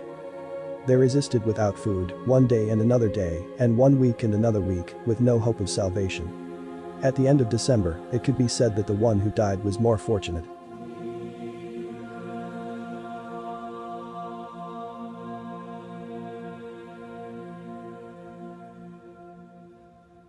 On February 1, 1943, von Paulus finally gave up, when there were no more cartridges left for the troops or fuel for the tanks.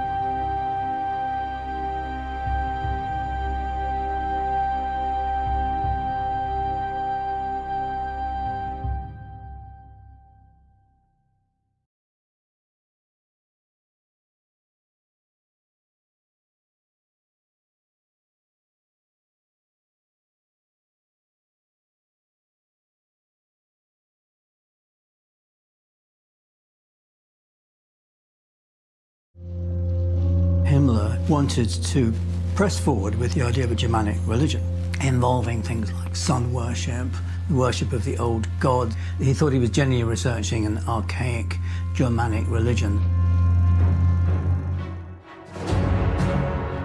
The spiritual headquarters of this new knighthood was the medieval castle of Wewelsburg.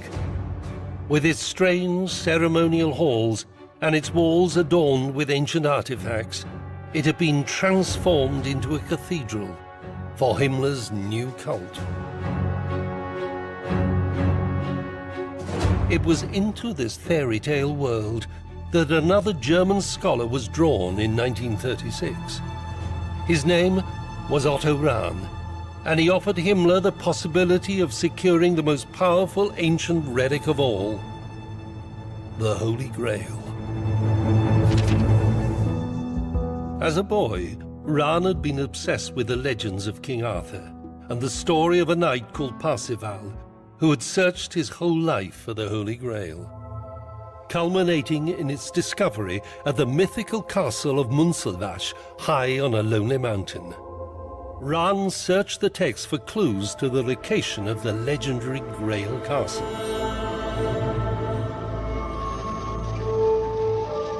His quest took him to France in 1931, and he traveled south to an area of the French Pyrenees locally known as Grail Country, a region that still entices Grail hunters to this day.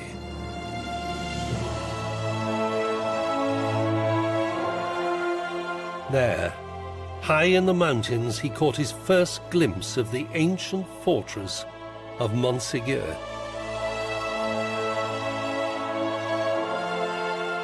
Could this isolated ruin really be Parsifal's Munzelwasch, the home of the Holy Grail? Its impregnable location certainly matched the text, but there was another more significant clue.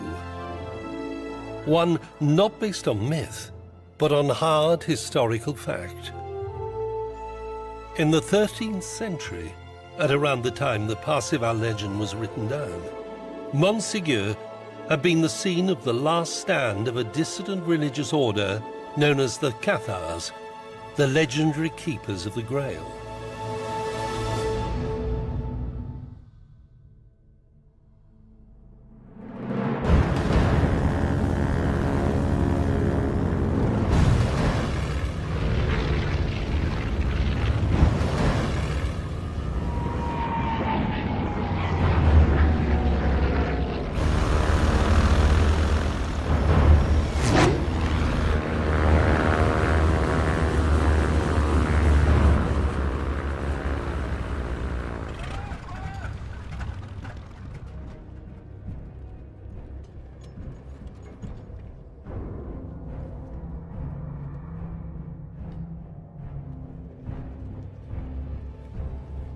On March 13, 1943, Hitler arrived at headquarters near Smolensk under the command of Marshal von Kluge.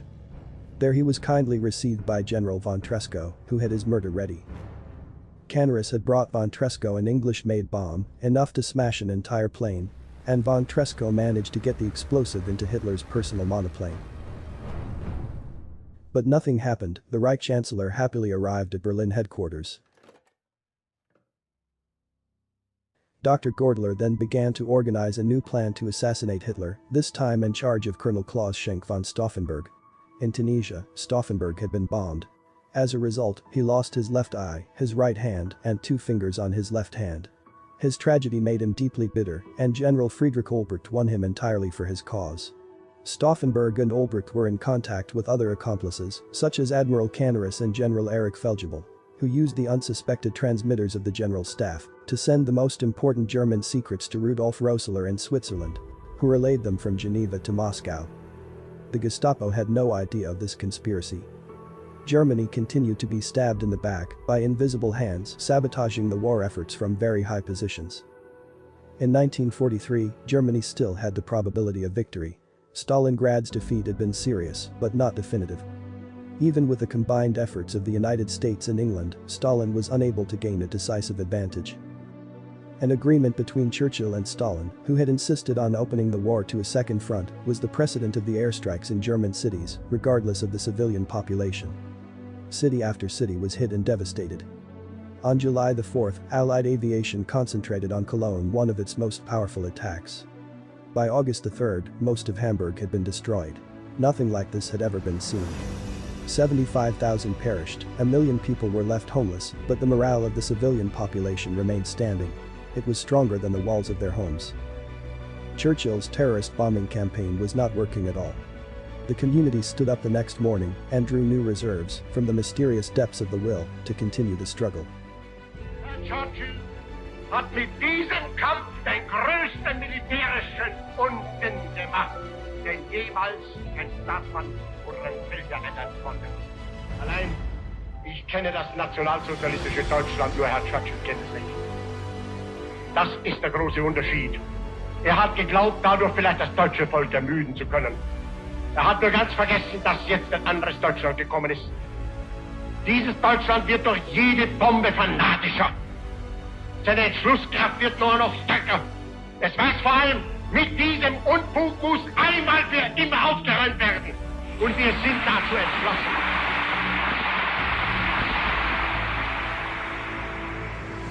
Ich behaupten, das deutsche Volk wehrt sich gegen die totalen Kriegsmaßnahmen der Regierung.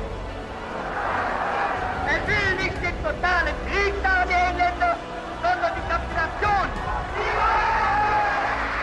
Wollt ihr den totalen Krieg? Wollen wir ihn, wenn nötig, totaler und radikaler, als wir ihn uns heute überhaupt erst vorstellen können? Entlassen, den Führer in der Erkämpfung des Sieges durch dick und dünn von der schwersten persönlichen Belastung folgen.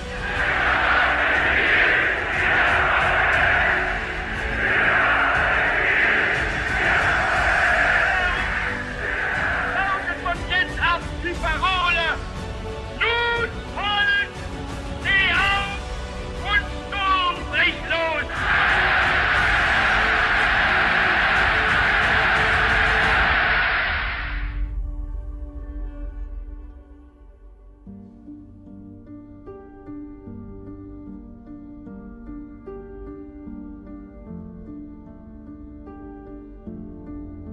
Ever since the fall of Stalingrad, Hitler became lonely and depressed, spending most of his time at the headquarters with his beloved dog Blondie.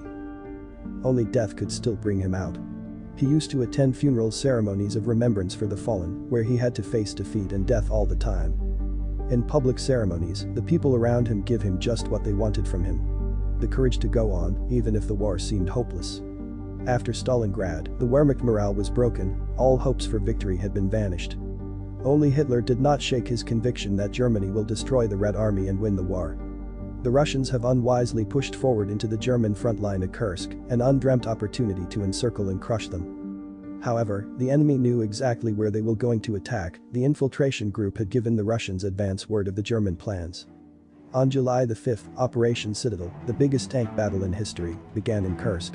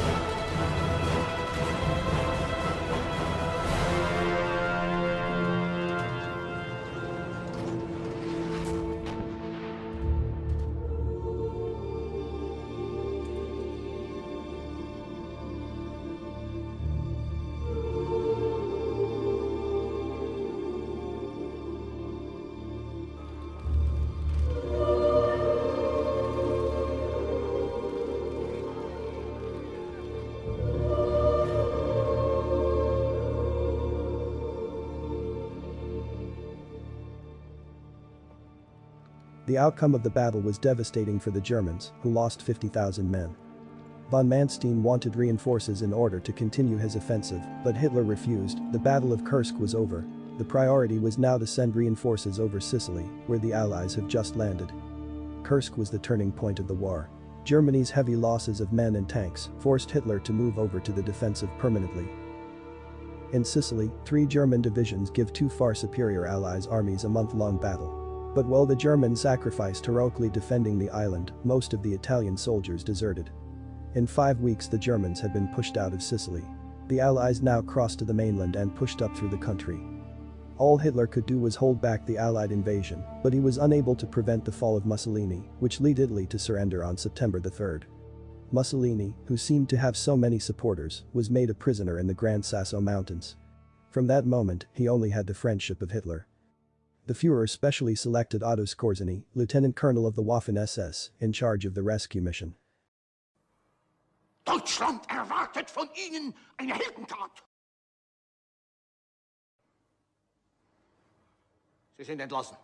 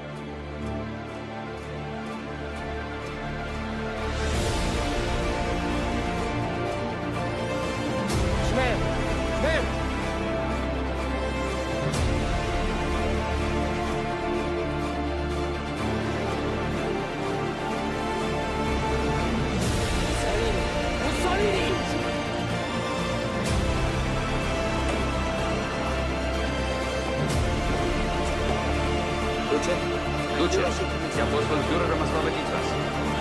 Ваш ждет самолет.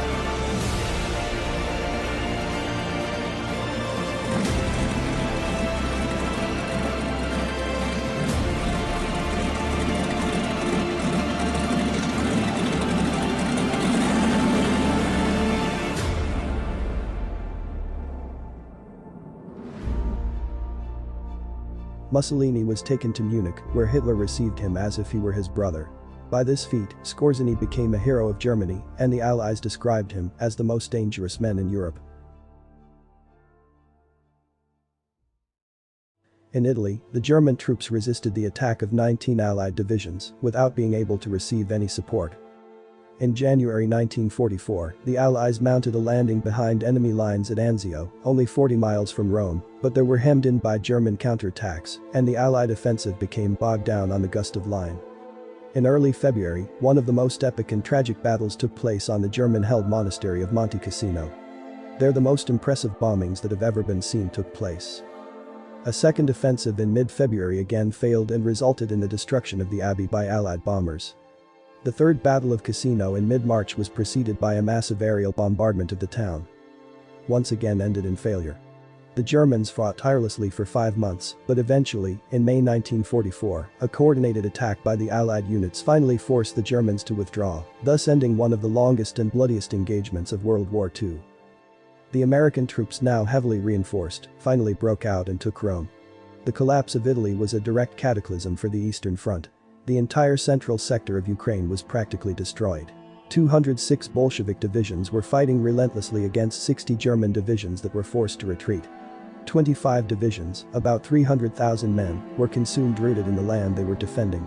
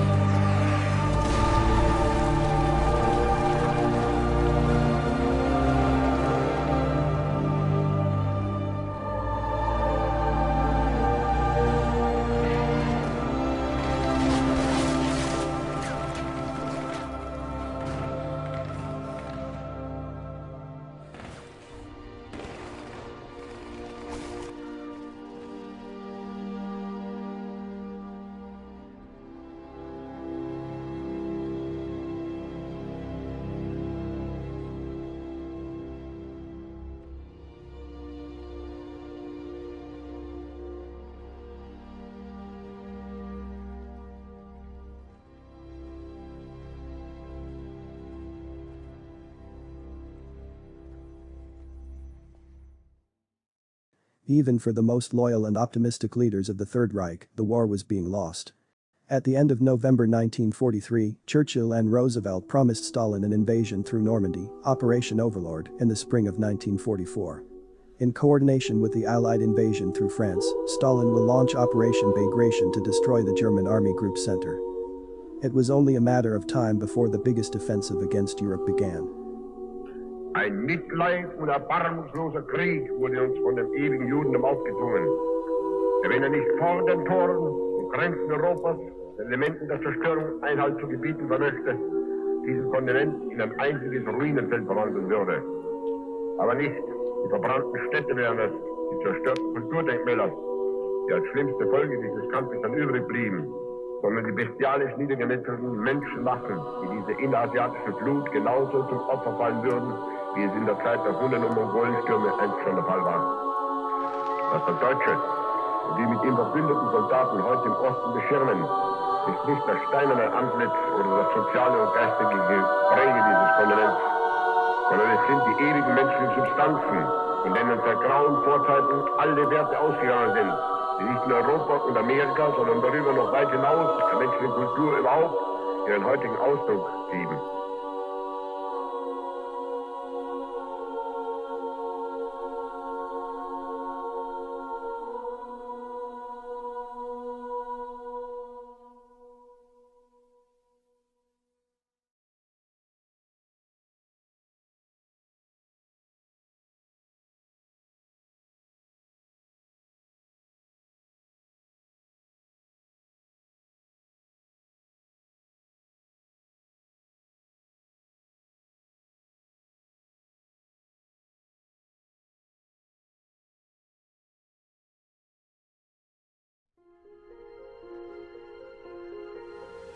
National Socialist racialism was not against the other races. It aimed at defending and improving its race and wished that all other races did the same for themselves. That was demonstrated when the Waffen-SS enlarged its rank to include 60,000 Islamic SS. The young European volunteers had observed two things.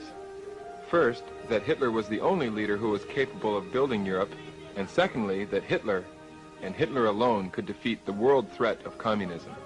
The communists never aimed at serving the interests of Russia. Communism does not limit itself to acquire chunks of territories, but aims at total world domination. Alone among all the leaders of the world, Hitler saw this concept as an equal threat to all nations. Right through the war, the Waffen-SS never retreated. They would rather die than retreat. Without their heroism, Germany would have been annihilated by December 1941. Not since the great religious orders of the Middle Ages had there been such selfless idealism and heroism. In this century of materialism, the SS stand out as a shining light of spirituality. Greatness in adversity is the distinction of the SS.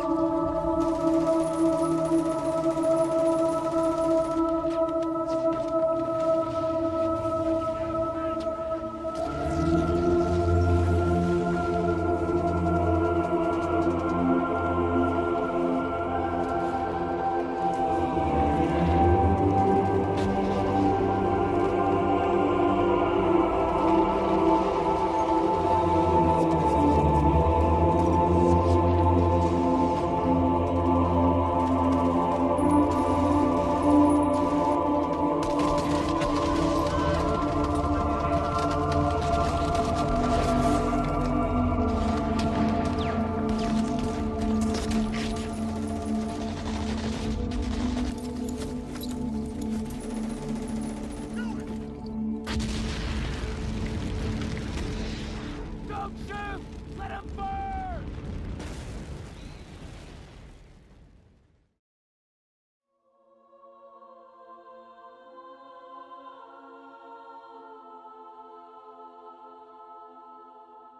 After 15 hours of brutal fighting, all beachheads in Normandy were taken. The German defenders who survived the invasion surrendered, and the Allied forces were moving into the mainland. Among the young Germans who perished in France holding back the invasion and the young Americans who died in the offensive, there was a common denominator. They all fell because of the Jewish political movement.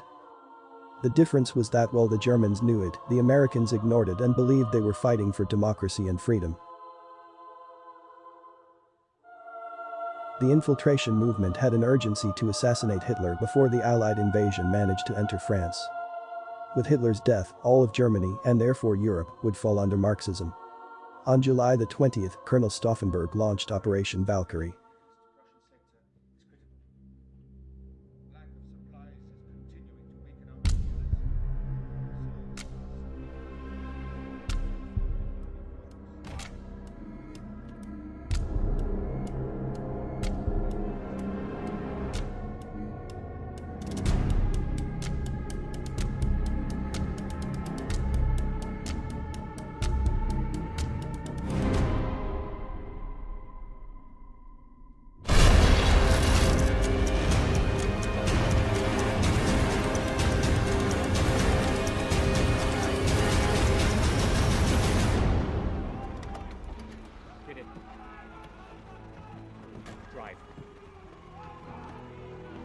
Drive.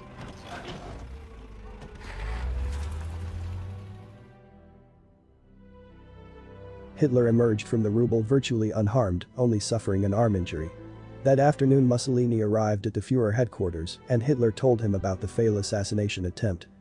"It is a sigh of faith," Hitler said, "that precedes the imminent victory of our cause."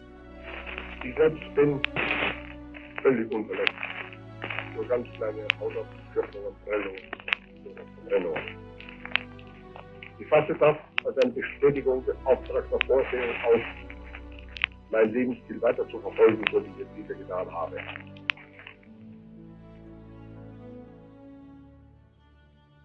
Stauffenberg and all those who participated in the attempt were executed. The threads of the conspiracy reached Rommel. Rommel was loyal to his homeland and feared the triumph of communism. And precisely on the basis of these sentiments, the conspiracy group had misled him with the idea that, if Hitler were overthrown, Roosevelt and Churchill would help Germany to continue the fight against Bolshevism. Rommel's complicity had no defense. In order to preserve his honor, he opted to commit suicide and explained his decision to his wife and son. Hitler ordered an official day of mourning in commemoration, and Rommel was given a state funeral. After Rommel's implication, Hitler lost faith in all his senior army officers and no longer trusted anyone. The Greater German Reich was beginning to crumble. On August 1944, the Pincer Allied movement from north and south of France met in Falaise. 15,000 German soldiers were taken prisoner. The Germans described it as the Stalingrad in Normandy. By August the 19th, Allied troops occupied Paris. 4 days later, General de Gaulle, the leader of the French government in exile, arrived the city to claim the glory for the French liberation. De Gaulle was pro-communist and had the full support of the Jewish Rothschild banking family. Paris outragé, Paris brisé, Paris martyrisé, mais Paris libéré. The Allies continued the fighting towards Germany, and the German army retreated under the harassment of 90 Allied divisions. By September, the Allies had crossed the Belgian border. It seemed that the Western Front had definitely ceased to exist.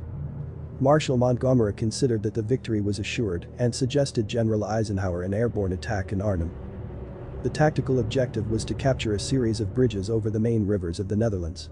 The Allies then would push across the Rhine River into Germany. On the afternoon of September the 17th, started the largest Allied airborne assault, known as the Market Garden Operation.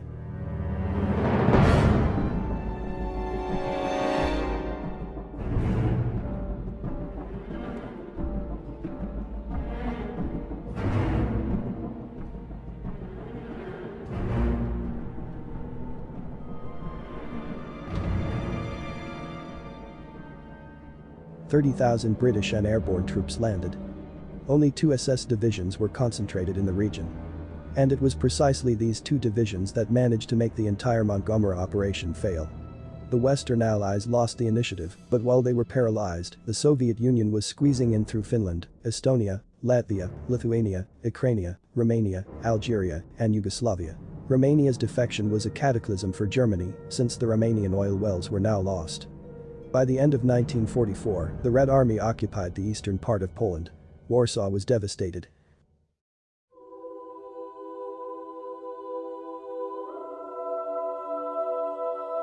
Germany's resistance seemed insane, with no hope of victory. The situation was disastrous. The German forces were hugely outnumbered, they lacked air support, and they were desperately short of fuel.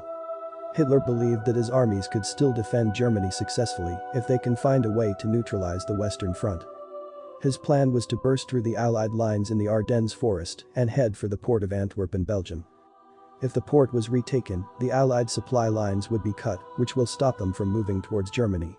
The success in the Western counteroffensive would give the Wehrmacht enough time to concentrate all their remaining forces on stopping the aggressive Soviet offensive. 200,000 German troops and 950 tanks and tank destroyers were assembled. Hitler was calling on what was in effect his last remaining strategic reserve of troops. On December 16, 1944, the German army struck its last major blow in the Ardennes. Heute, Gott glaubt, politische Soldaten. Unser politischer Auftrag lautet Sicherung unseres Lebensraums, Verteidigung unseres deutschen Vaterlandes, Verteidigung unserer nationalsozialistischen Idee, und wir werden diesen politischen Auftrag unter allen Umständen durchführen bis zu unserem endgültigen Sieg.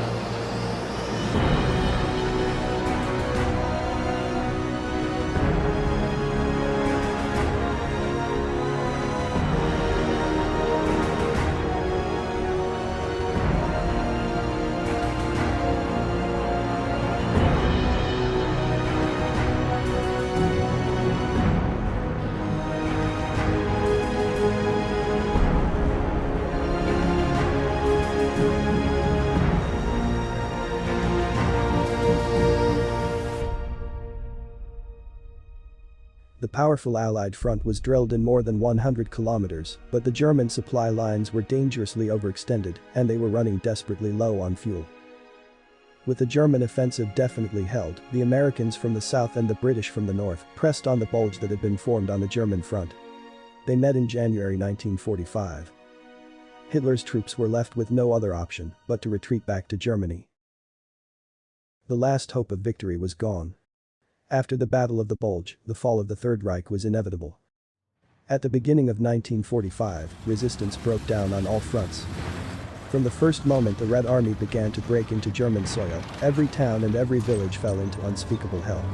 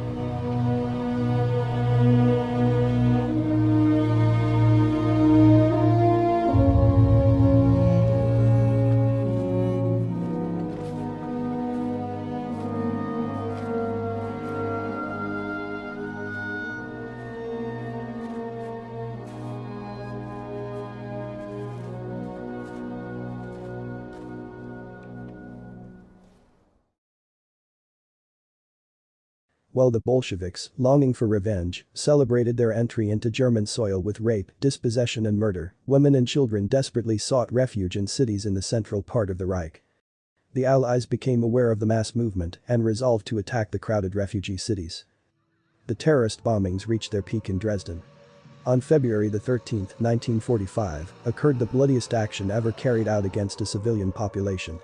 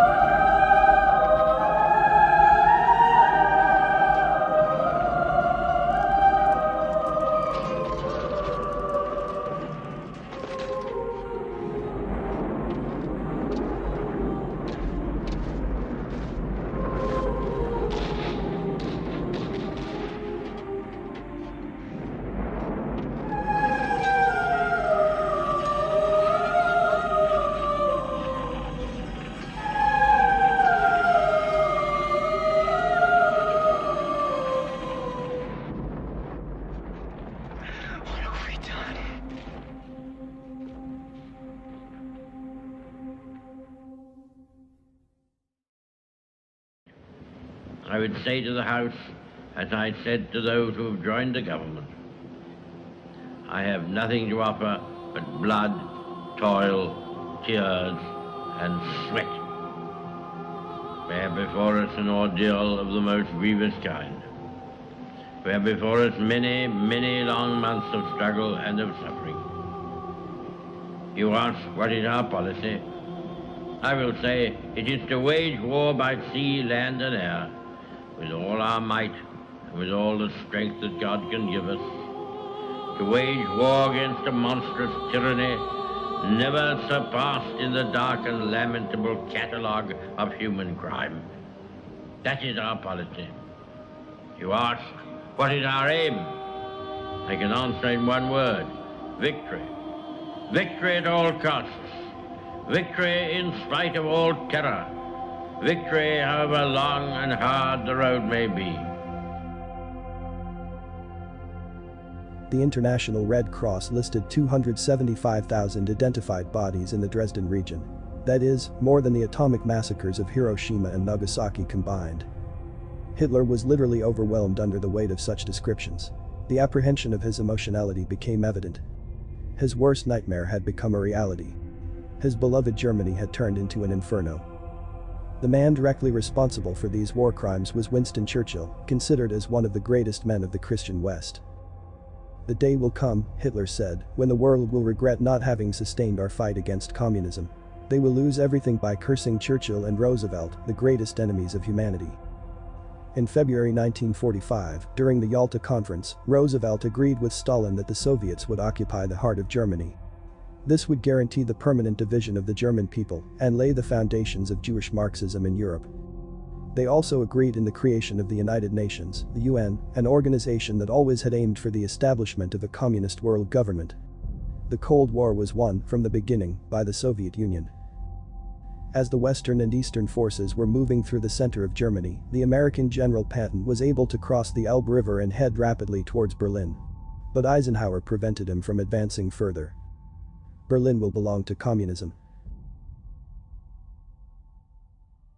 On April 12, US President Franklin Delano Roosevelt died from a brain hemorrhage. The Jewish Freemason Harry S. Truman replaced him. All of us have lost a great leader, a far-sighted statesman, and a real friend of democracy. He never faltered, nor will we.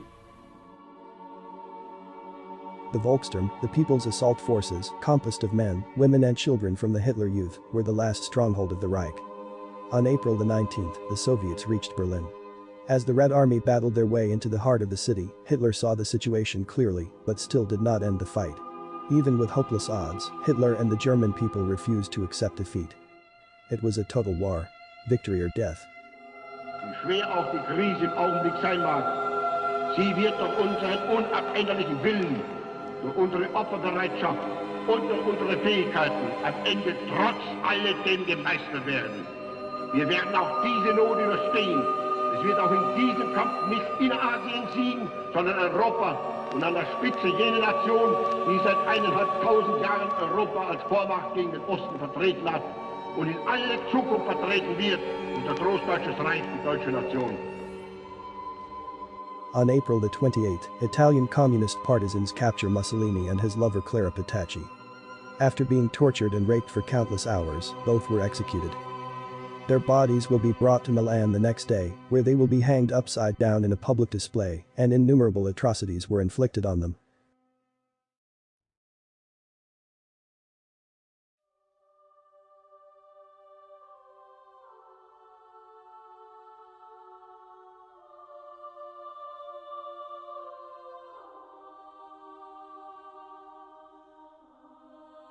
Hitler knew what happened to Mussolini whilst in his Berlin bunker. On April the 22nd, when the fall of Berlin was imminent, he decided that he would die in the Chancellery to share the fate of his people and to avoid the heinous humiliation as his old friend. "It's just one brief moment," he said, "and you are free of everything, just everlasting peace and rest." It became more and more weaker. He lived like a shadow. He looked emotionless and very grey and pale and like a broken old man. And suddenly there came a sort of sad smile on his lips, and he said, "Oh, I wished my generals would be so brave as you." And then he came in and said with a monotone voice and so unkindly as we never have heard him speak to us. No, he said, it's all lost. There's no hope. You have to go. And then was a moment of absolutely silence, and we stood like shocked, and suddenly Eva Braun went to Hitler and said, "But you know I don't leave you. I stay on your side." And then Hitler did something very astonishing, what he never did and nobody had ever seen. He kissed her on her lips.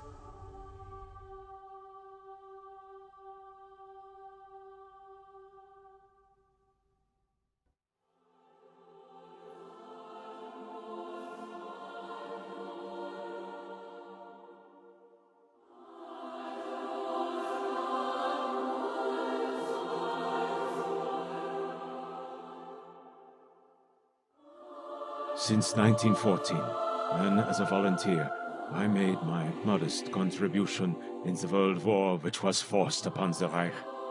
Over 30 years have passed.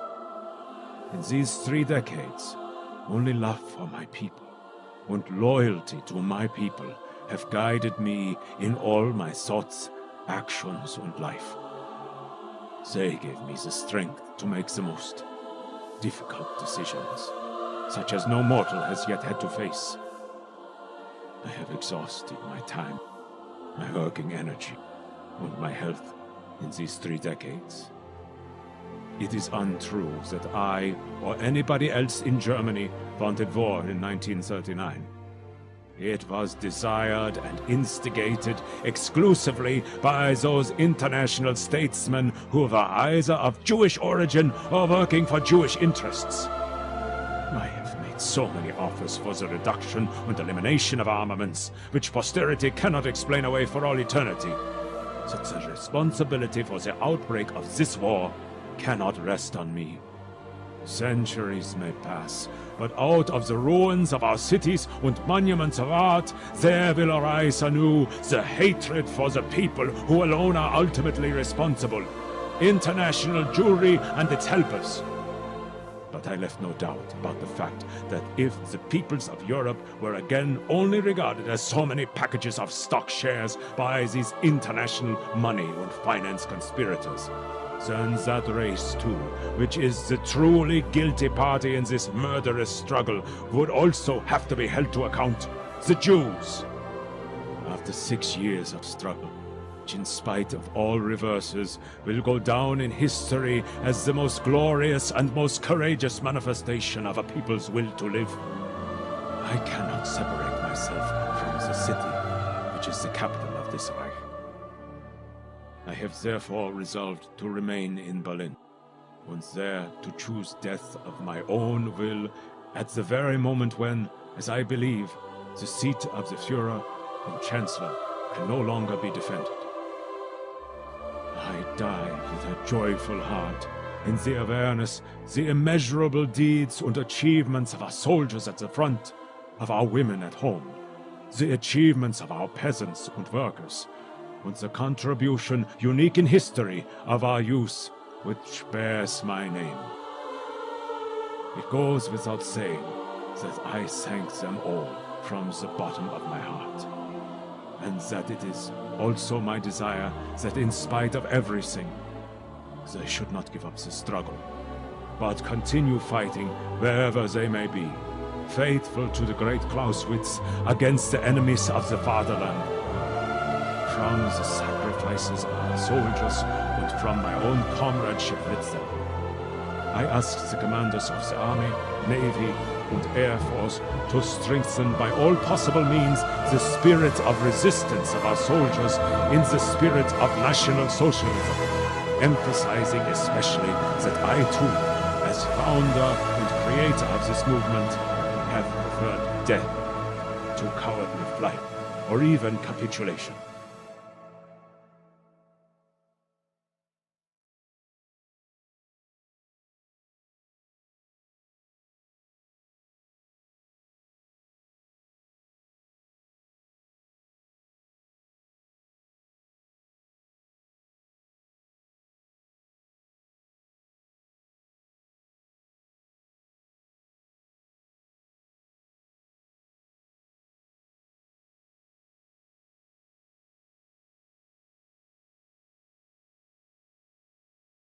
Adolf Hitler ist unser Retter, unser Held, der edelste Führer auf der ganzen Welt.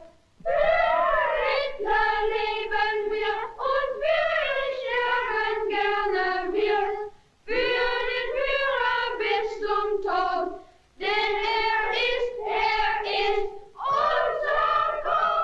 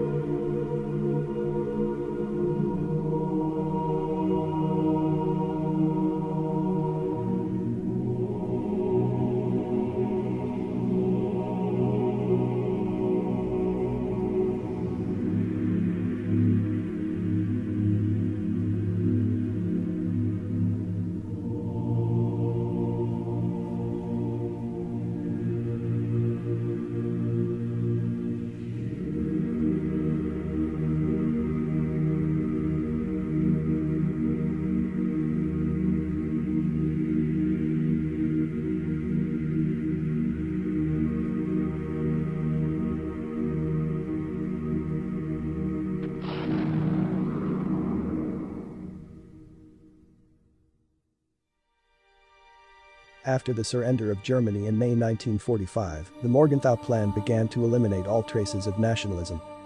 Rape was rampant, and hundreds of thousands suffered violent deaths by the vengeful victors. The brutal occupation also began to kill hundreds of thousands civilians by malnutrition and disease. By the end of the year, Germany was literally starving to death. Eisenhower, who had Jewish ancestry, deeply hated the Germans. He was responsible for the mass starvation murder of over 1 million Germans in concentration camps. The war prisoners were placed in open ground, without food or medical attention. Most of them suffered a long agony. The Soviets also took millions of Germans to their concentration camps in the east. They ended up working in conditions such that most of them died within months of exhaustion and malnutrition. In Prague, hundreds of German civilians, including women and children, were hung upside down under the streetlights and then burned alive, forming living torches. Official historians have deliberately ignored these acts of brutality. General Patton witnessed with horror the massacres carried out by the Soviets and ended up claiming that the United States had defeated the wrong enemy. He openly deplored Eisenhower's anti-German policies and threatened to move to America to explain the atrocities committed. But weeks later, an official announcement communicated that General George Patton had died by the injuries suffered in a strange car accident. And while all the German mass killings were taking place under the shadow of the Red Army and the complicity of Eisenhower, Churchill and Truman, National Socialist leaders were accused in Nuremberg of violating laws that had not yet existed. For the International Committee, only the defeated were war criminals. The Soviet massacre in the Katyn Forest, the Allied bombings on Dresden, the infamous Eisenhower death camps, or the Gulag in Siberia did not represent crimes against humanity. For 30 centuries, every criminal had been considered, in principle, innocent, and his guilt had to be proven with material evidence. At the Nuremberg trials, the accused were guilty in principle and had to prove their innocence. The court reserved the right to accept or not the statements of the witnesses. The world upside down. There was no need for so much comedy to kill us, said Goering, who days later poisoned himself with cyanide.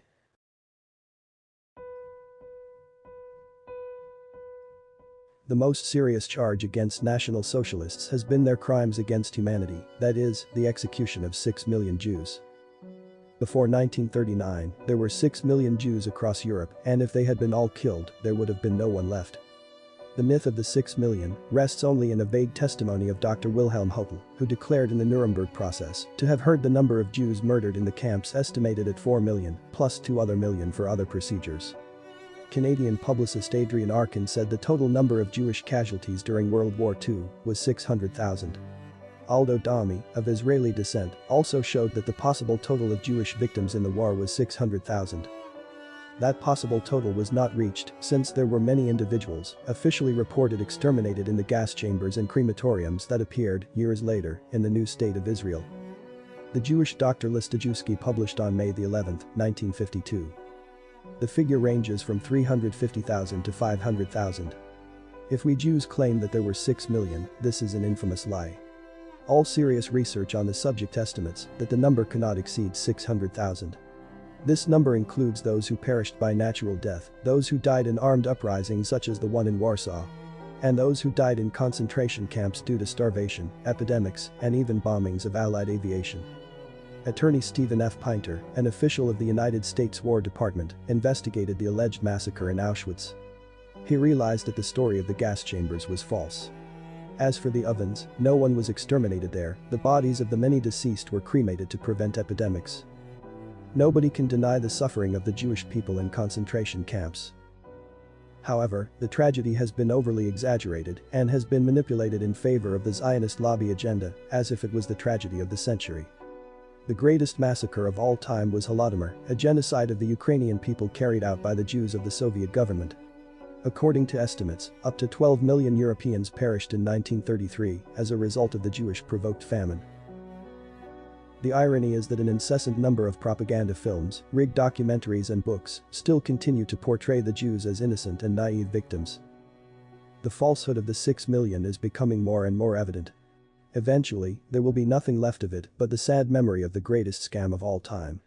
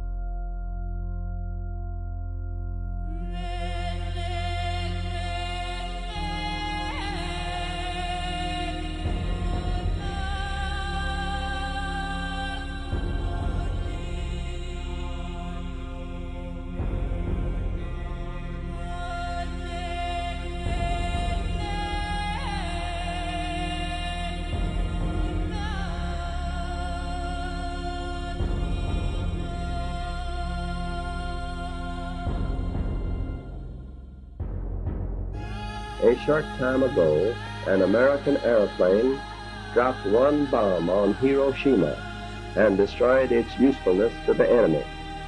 That bomb has more power than 20,000 tons of TNT. The Japanese began the war from the air at Pearl Harbor. They have been repaid many-fold, and the end is not yet. With this bomb, we have now added a new and revolutionary increase in destruction to supplement the growing power of our armed forces. In their present form, these bombs are now in production, and even more powerful forms are in development. It is an atomic bomb. It is a harnessing of the basic power of the universe. More than 200,000 Japanese civilians were killed as consequence of the nuclear bombings on Hiroshima and Nagasaki. Hundreds of thousands suffered a long agony from radiation-related complications. No one has ever been tried for these crimes against humanity. On August 8, Stalin declared war on Japan. A week later, Emperor Hirohito officially announced unconditional surrender. I have received this afternoon a message from the Japanese government in reply to the message forwarded to that government by the Secretary of State on August 11th. I deem this reply a full acceptance of the Potsdam Declaration, which specifies the unconditional surrender of Japan. With the fall of Japan, the victory was consummated. But whose victory? For Jewish Marxism, there was victory. The Western peoples had been so subtly deceived that, without realizing it, they applauded and toasted their defeat. The Second World War began with the excuse of saving Poland from Nazi tyranny. And at the end of the war, Poland and all of Central Europe were handed over to Bolshevism. The Chinese, who have been fighting Japan since 1931, received the implantation of communism, made possible by their former ally President Truman. Chinese nationalist troops were overwhelmed by Mao Zedong armed forces, supported by the Soviet Union. International communism thus extended its dominion over immense China. The result of World War II was not a whim of chance. In 1941, Maurice Gomberg, a highly influential figure in American Zionism, published a new moral order for permanent peace and freedom. In this book, a world map is included, which is the exact copy of the one that would result after the worldwide defeat of 1945. Poland, Czechoslovakia, Yugoslavia, Hungary, Romania, Bulgaria, Albania and the Baltic states are shown as associated states of the Soviet Union, as well as China. The map even predicts the division of Germany into two zones and the creation of a Jewish state in Palestine. Gomberg was not a prophet, his book was intended for the Jewish masses, not initiated into the secrets of the Great Sanhedrin, the secret force that rules the world. American presidents Woodrow Wilson, Franklin Delano Roosevelt, Harry Truman, and Dwight Eisenhower had the same common denominator. All of them had obeyed Bernard Baruch, Grand Master of International Freemasonry and executor of the Orders of the Great Sanhedrin. On February 17, 1950, James Warburg, the son of Paul Warburg, the founder of the Federal Reserve, confidently declared to the United States Senate, "We shall have a world government, whether or not we like it. The question is only whether world government will be achieved by consent or by conquest."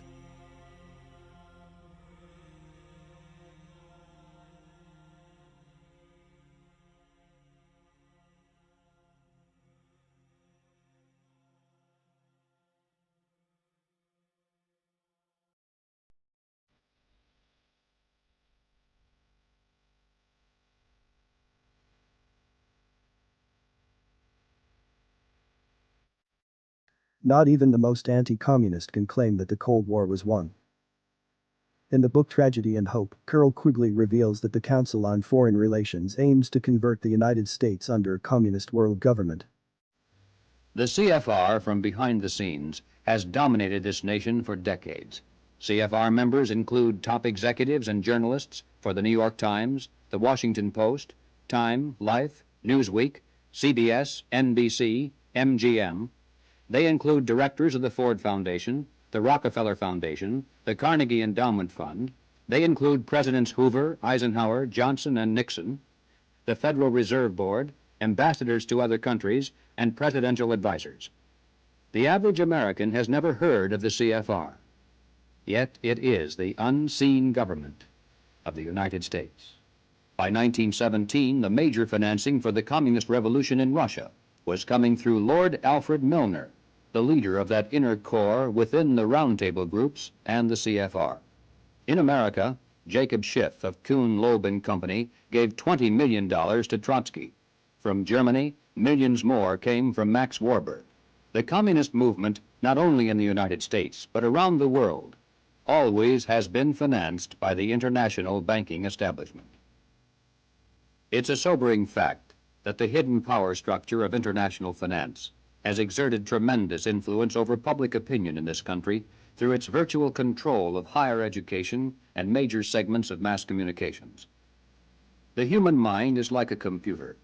No matter how efficient it may be, its reliability is only as great as the information fed into it.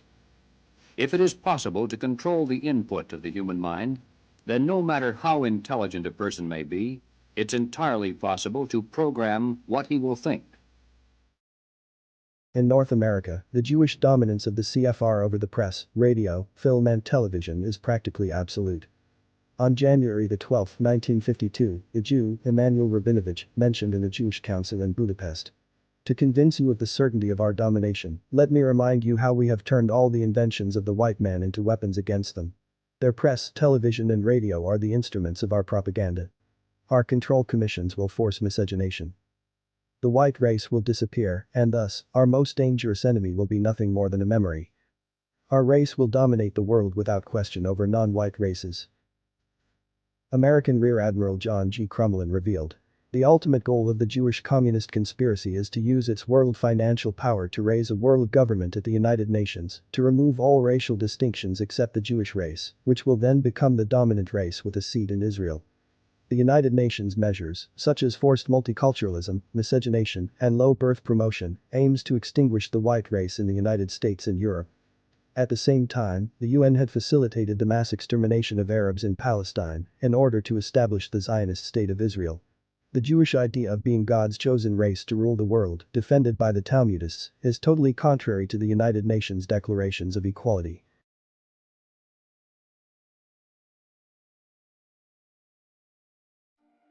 A distinction needs to be made between racism and racialism. Racism aims to establish the superiority of one race over the others, called Gentiles or Goy, destined for political slavery. Racialism, on the other hand, is based on mutual respect between races and the demand for that respect.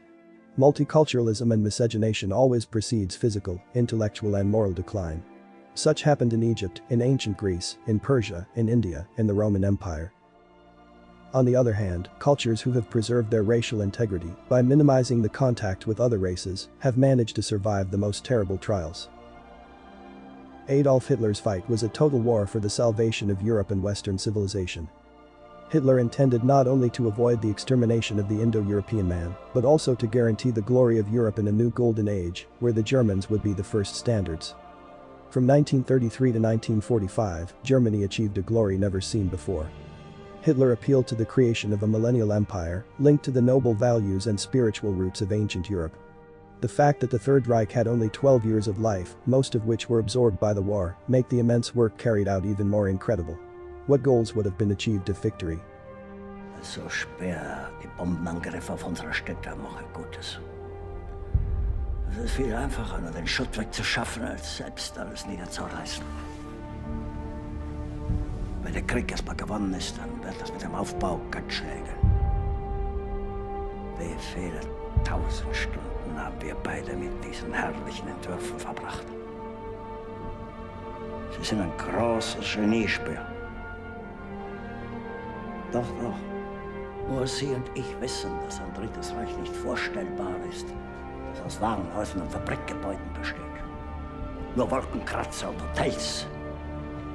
Dieses Dritte Reich wird eine Schatzkammer sein für Kunst und Kultur, die Jahrtausende überdauert.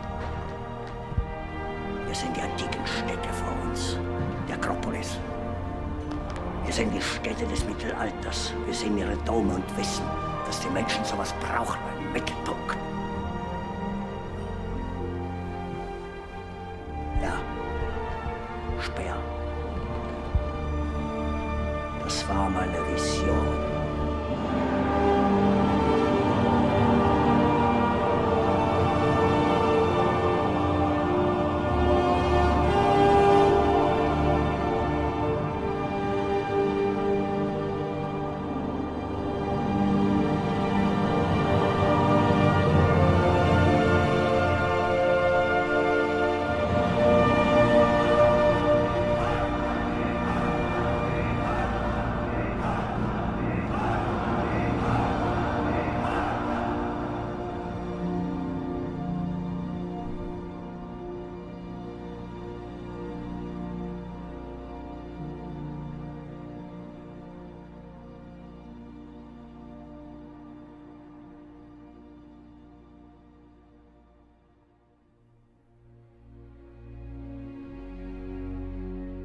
It is not a coincidence that National Socialism has been demonized to an irrational degree today.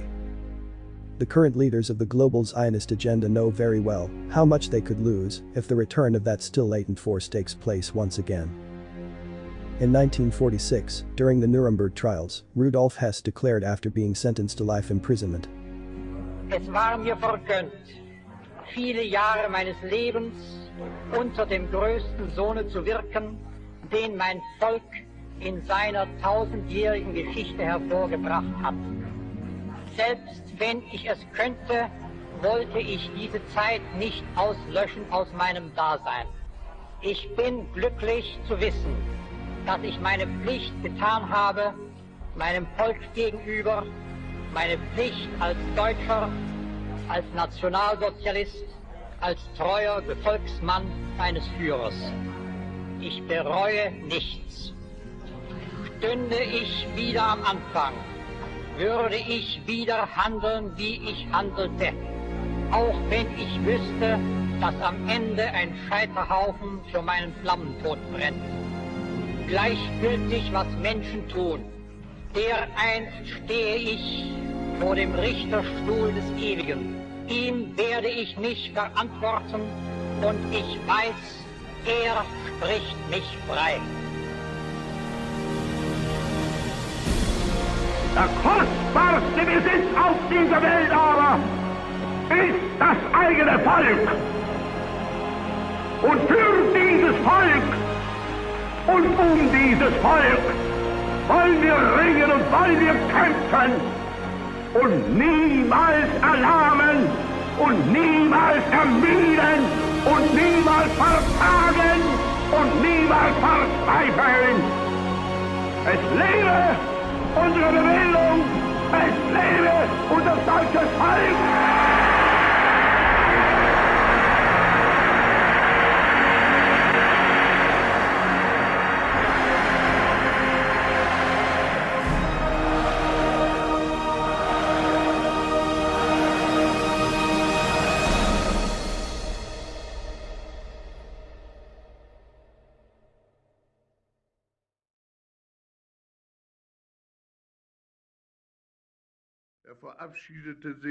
He said farewell to everybody.